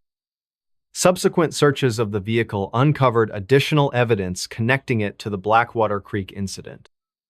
Armed with this new information, detectives re-examined every aspect of the case, piecing together events leading up to that fateful night. They reconstructed scenarios based on available data, consulting experts in human behavior and criminal psychology to understand motivations behind actions taken. Slowly but surely, the complex web surrounding Emily's disappearance began unraveling. Ultimately, the truth proved more complicated than anyone initially imagined. Factors ranging from personal relationships to external pressures influenced decisions made that evening, creating circumstances beyond simple explanations. As details emerged, they painted a picture of deception intertwined with tragedy, challenging perceptions held by those involved. For the residents of Pine Hollow, closure came not through dramatic revelations, but gradual understanding gained over time. Through shared experiences and collective efforts, bonds strengthened within the community, fostering resilience amidst adversity. While questions remained, answers provided enough clarity for healing processes to begin. Years later, people still talk about the mystery of Blackwater Creek, remembering Emily and lessons learned from her story.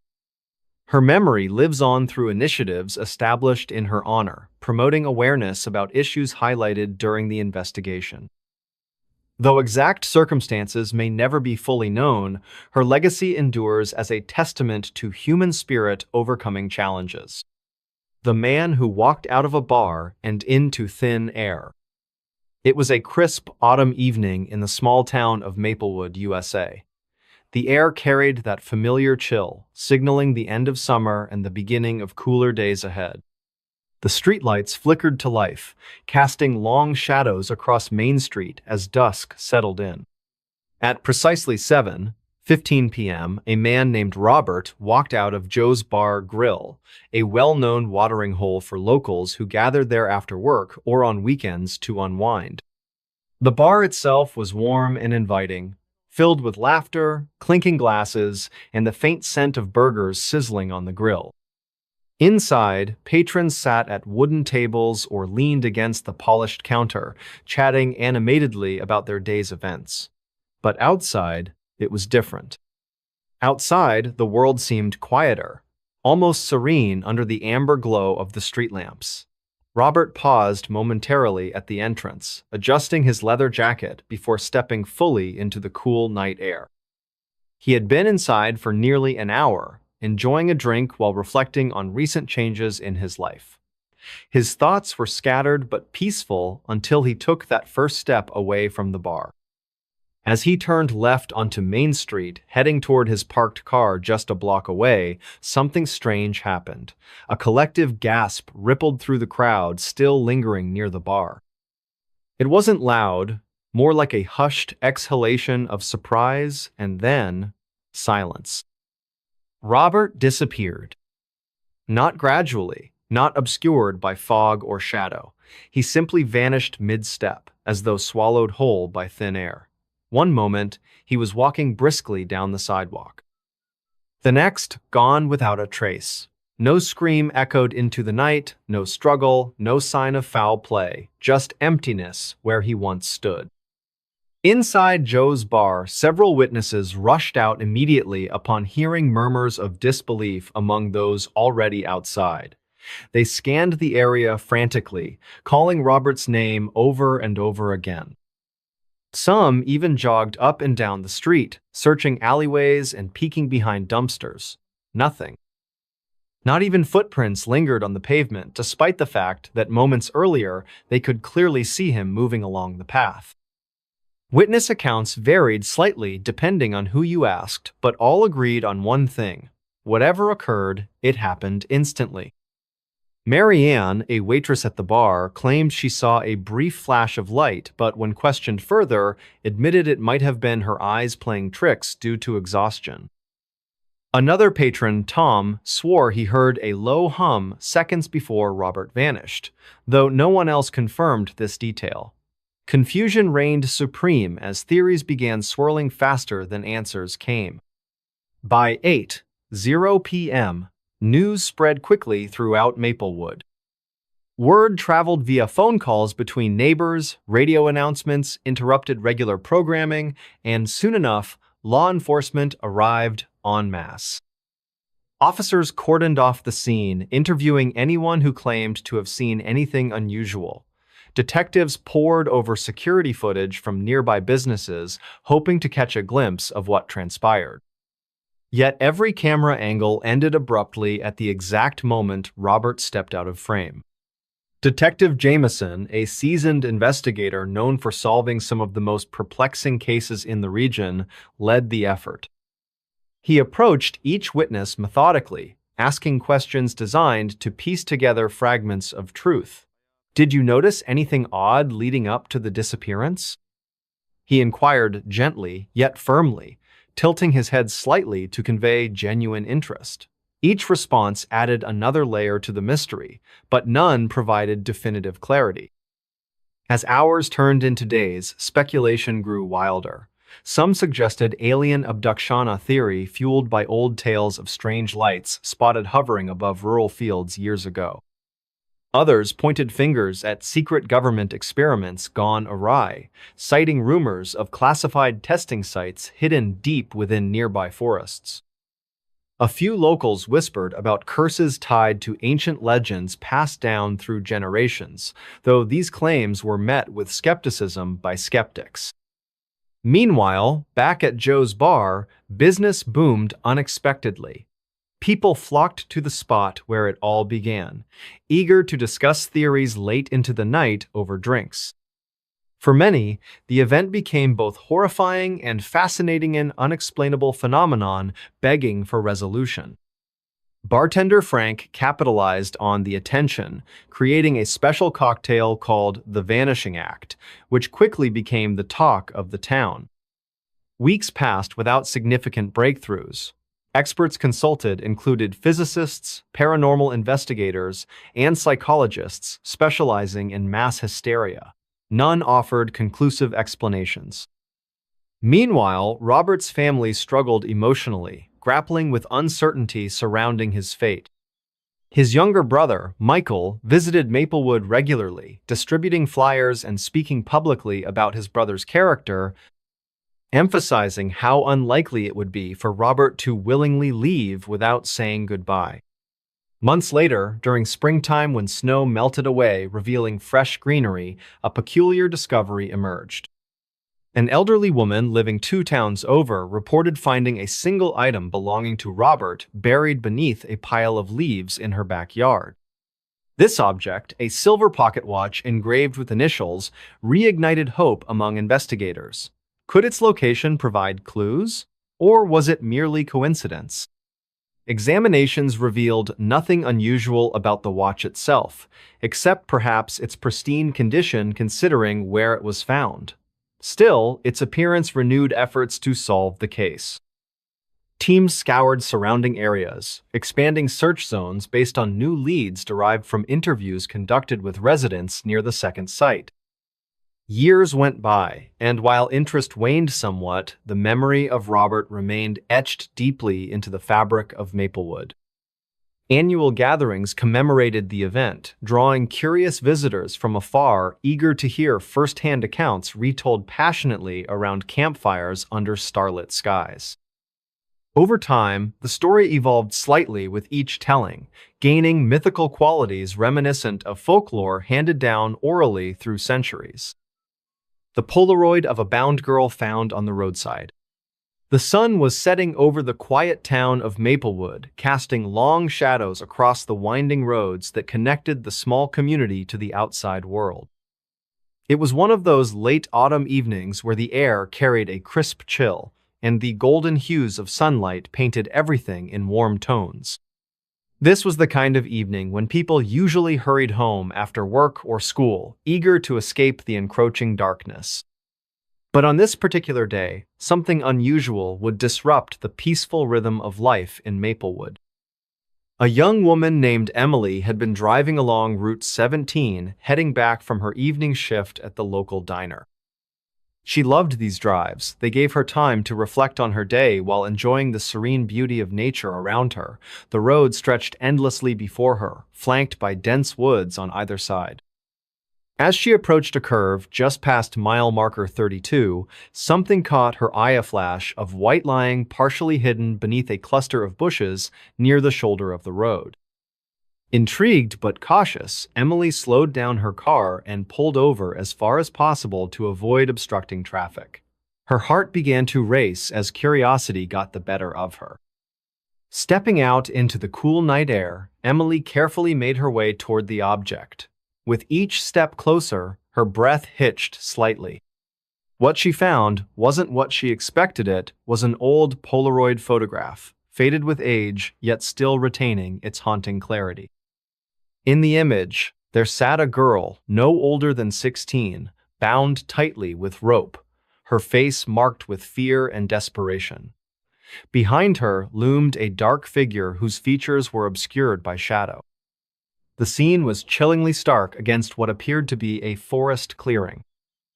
Emily's hands trembled as she stared at the photo, questions swirling through her mind like leaves caught in a gust of wind. Who was this girl? Why was such a disturbing image left here, seemingly abandoned? And why did it feel so familiar, almost as if it belonged to another era entirely? Taking a deep breath to steady herself, Emily decided to report her discovery immediately. Returning to her car, she dialed 911, explaining calmly, despite the storm raging inside her chest. Officers arrived within minutes, their presence bringing both relief and unease. They examined the Polaroid closely, noting every detail: the girl's clothing, the knot patterns in the ropes, even the faint markings on the tree trunks visible in the background. One officer, Detective Mark Bennett, seemed particularly intrigued. His sharp eyes scanned the photo repeatedly, his expression unreadable. "Can you tell me exactly where you found this?" he asked gently, his tone measured but tinged with urgency. "Right over there," Emily replied, pointing toward the spot. It looked like it had been there for a while. There was dirt stuck to the edges. Detective Bennett nodded thoughtfully, jotting notes in his pad. He then requested Emily accompany them to the station for further questioning, ensuring she understood the importance of preserving any potential evidence. Reluctantly, she agreed, though her thoughts churned restlessly throughout the ride. At the police station, Detective Bennett delved deeper into the mystery. Using advanced imaging technology, his team enhanced the Polaroid, revealing more details about the location depicted. Cross-referencing maps and historical records, they identified the area as an old logging camp abandoned decades ago, nestled deep within the forests surrounding Maplewood. This revelation sparked memories among some of the older residents who remembered rumors of disappearances linked to that very place during the 1980s. Meanwhile, forensic experts analyzed the physical condition of the Polaroid itself. Traces of soil and pollen embedded in the fibers suggested it had indeed lain outdoors for quite some time. However, microscopic fibers discovered on the back hinted at modern synthetic materials, raising questions about whether the photo might have been taken recently or perhaps staged to appear older. As days turned into weeks, the investigation unfolded layer by layer. Local newspapers picked up the story, sparking public interest and concern. Tips poured in from all directions, some credible, others wild speculation. Among these leads emerged the name Laura Carter, a teenager reported missing 30 years prior under mysterious circumstances. Her case had never been solved, fading into obscurity amidst other pressing matters of the time. Could this Polaroid somehow connect to her disappearance? Detective Bennett revisited old case files, piecing together fragments of information. Interviews with surviving family members revealed Laura had last been seen walking home from a friend's house not far from the logging camp. Her parents described her as adventurous but responsible, unlikely to wander off without reason. Yet, no trace of her had ever been found until now. The search intensified, drawing volunteers from the community to comb the forest areas mentioned in the Polaroid. Armed with GPS devices and supplies, teams spread out systematically, determined to uncover whatever secrets lay hidden beneath the canopy. Days passed with little success, frustration mounting among participants. Just when hope seemed waning, one group stumbled upon something extraordinary: an underground bunker concealed beneath layers of earth and vegetation. Inside, investigators uncovered remnants of furniture, tools, and personal items dating back several decades. Most striking was a collection of additional Polaroids tucked away in a dusty drawer, each capturing moments eerily similar to the original photo Emily had found. These images told a grim narrative of captivity and despair, implicating someone capable of unimaginable cruelty. Further analysis tied the photos to a man named Robert Hayes, once a respected member of the Maplewood community known for his work in conservation efforts. Records showed he owned property adjacent to the logging camp during the relevant time frame. When confronted with the evidence, Hayes initially denied involvement, citing alibis later proven false. Under relentless interrogation, cracks formed in his facade, leading eventually to a confession laced with remorse and justification. Hayes admitted to abducting Laura and others over the years, driven by twisted desires masked behind acts of kindness. He claimed psychological torment, stemming from childhood trauma, justified his actions, though nothing could excuse the pain inflicted upon innocent victims. Authorities worked tirelessly to identify remaining individuals pictured in the Polaroids, hoping to bring closure to families still searching for answers. Back in Maplewood, life slowly returned to normalcy, albeit forever changed by the events unearthed. Emily continued her routine, haunted yet inspired by her role in unraveling the truth. Detective Bennett earned accolades for his dedication, though he remained humble, acknowledging teamwork as key to success. For the Carters and countless other affected families, justice brought neither full resolution nor healing, only acknowledgement of wrongs committed. The unknown boy in the box.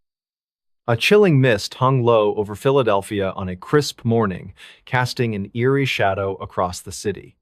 The air carried a sense of mystery and unease as people went about their daily routines. In this bustling metropolis, amidst the noise of life, lay a discovery that would haunt the nation for decades. Somewhere in the heart of Philadelphia, near 69th Street, a young boy was found inside a cardboard box, his identity shrouded in darkness. This is his story. It was a quiet Tuesday morning when a passerby stumbled upon something unusual at the edge of a neighborhood. Nestled among the trash bins sat a simple cardboard box, its contents hidden from view. Curiosity piqued. The person approached cautiously, their footsteps echoing softly against the pavement. As they opened the box, a gasp escaped their lips. Inside lay a small child, seemingly abandoned with no explanation. The scene was both heartbreaking and perplexing, setting off alarms within the community. The boy appeared to be around 4 or 5 years old, his features delicate yet marked by confusion and fear. His clothes were modest but clean, hinting at care taken before his mysterious placement. Around him, there were no clues, no identifying marks, no notes left behind, only silence. Nearby stood an old oak tree whose branches swayed gently in the breeze, as if whispering secrets it could not share. The atmosphere grew heavier with each passing moment, filled with questions begging answers. Authorities arrived swiftly after receiving reports from concerned citizens. Detective Mark Reeves, known for his sharp instincts and unwavering dedication, took charge of the investigation. He observed the scene carefully, noting every detail: the condition of the box, the positioning of the child, even the faint scent lingering in the air. Time seemed to stand still as he pieced together fragments of information, hoping to uncover who this little boy was and why he had been placed here. As days turned into weeks, investigators combed through records, interviewed neighbors, and scoured public spaces for any leads. Flyers bearing the boy's picture were distributed far and wide, carrying messages of hope alongside pleas for assistance. Yet, despite these efforts, answers remained elusive, much like the boy himself. Meanwhile, social services stepped in to ensure his immediate needs were met, while authorities continued their relentless pursuit of truth. Within the shelter where he now resided temporarily, the boy displayed remarkable resilience despite his circumstances. Though initially withdrawn, he gradually began opening up to those around him, revealing glimpses of his personality through subtle actions and expressions. One afternoon, during playtime, he picked up crayons and started drawing scenes of what appeared to be a park with swings and laughter, a memory, perhaps? This sparked renewed interest among caretakers and detectives alike, prompting further exploration into local parks matching his depiction. Detective Reeves revisited various locations mentioned in witness statements or suggested by the boy's drawings. At one particular park nestled between suburban homes, something caught his eye: an old bench engraved with initials JB plus LM. Could this hold significance? He documented the find meticulously, adding it to the growing collection of potential clues. Back at headquarters, analysts worked tirelessly comparing data points, searching databases, cross-referencing names associated with similar patterns.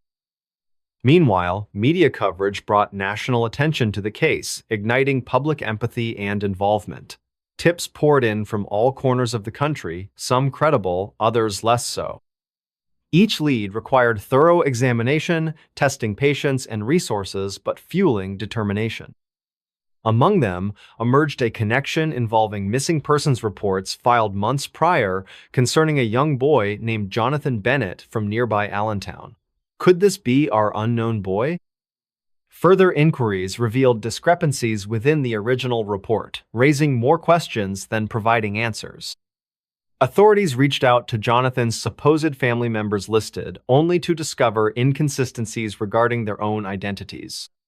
It became apparent someone was deliberately obscuring facts, complicating matters further. Yet, amidst frustration, persistence prevailed. Forensic experts conducted DNA tests comparing samples collected from the boy against available genetic profiles stored nationally. Results indicated strong likelihood linking him to another individual residing under assumed name elsewhere, entirely different state altogether. This revelation sent shockwaves throughout investigative team, redirecting focus once again. They tracked down suspect living solitary existence miles away from initial discovery site. Upon confrontation, confession unfolded piece by piece, unraveling web deceit woven protect loved ones feared harm otherwise. Turns out, biological parents involved complex situation necessitating separation, safeguard son, future unforeseen threats, looming large due political affiliations past generations. With newfound understanding surrounding origins, identity, steps initiated, restore rightful place, society embrace full potential ahead. Counseling sessions arranged help process traumatic experiences endured thus far, build foundation, trust moving forward. Educational opportunities explored, maximize talents, abilities, identified early stages adjustment period. Community rallied support network ensuring transition, smooth nurturing environment, cultivated growth, prosperity, long term. The uncaught killer who spoke in riddles. The sun dipped low over the sprawling city of Los Angeles, casting long shadows across the streets. The air carried a chill that hinted at autumn's approach, and in the quiet neighborhoods of West Hollywood, people hurried home from their day's work. It was an ordinary evening, but beneath the surface, something sinister lurked, a predator who had eluded capture for years. This was not just any criminal, this was the uncaught killer who spoke in riddles. Detective Mark Voss sat in his dimly lit office, staring at a stack of files on his desk. His face bore the weariness of countless sleepless nights spent poring over clues that seemed to lead nowhere. The case had baffled him since it began. Each victim left behind cryptic messages scrawled near their bodies, riddles that taunted the police and the public alike. No one knew why the killer chose these puzzles or what they meant, but Mark believed there was a method to the madness. "Another night chasing ghosts," Mark muttered under his breath, letting out a heavy sigh. He glanced at the clock on the wall. It read 8:47 p.m. Time was slipping away again. Just as he reached for another file, his phone rang. The ringtone echoed through the room, startling him slightly. He picked up after 2 rings. "This is Detective Voss," he said with a calm yet authoritative tone. "Detective, we've got another one," came the voice on the other end. It belonged to Officer Greg Miller, a young but diligent member of the team. There was a pause before Greg continued. "It's downtown, near Pershing Square. Same M.O." Mark closed his eyes briefly, processing the information. Another life lost. Another riddle waiting to be deciphered. He grabbed his jacket and headed out into the night. As Mark arrived at the crime scene, the area buzzed with activity. Yellow tape cordoned off the perimeter, and officers moved about with flashlights illuminating the dark corners. The body lay sprawled on the cold concrete, its position eerily deliberate. Beside it, written in red ink on the pavement, were words that made Mark's stomach churn. "I'm always running but never tired. What am I?" Mark crouched down, examining the message closely, his brow furrowed as he tried to make sense of it. Around him, the sounds of footsteps and murmured conversations filled the air, but inside his mind, all was silent except for the riddle. Greg approached cautiously, holding a notebook in his hand. "Any ideas?" he asked softly, careful not to interrupt Mark's train of thought. "Not yet," Mark replied, shaking his head slowly. "But this isn't random. Every word here means something."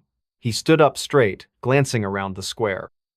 The lights of the city flickered in the distance, creating a surreal backdrop to the grim scene. Back at the precinct, Mark worked tirelessly to unravel the mystery.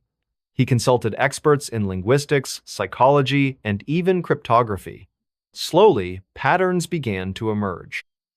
The victims were all connected by seemingly trivial details: a shared interest in poetry, attendance at a local art gallery, or membership in a book club. Yet, none of these connections provided a definitive motive. One evening, as Mark reviewed the evidence once more, he noticed something peculiar.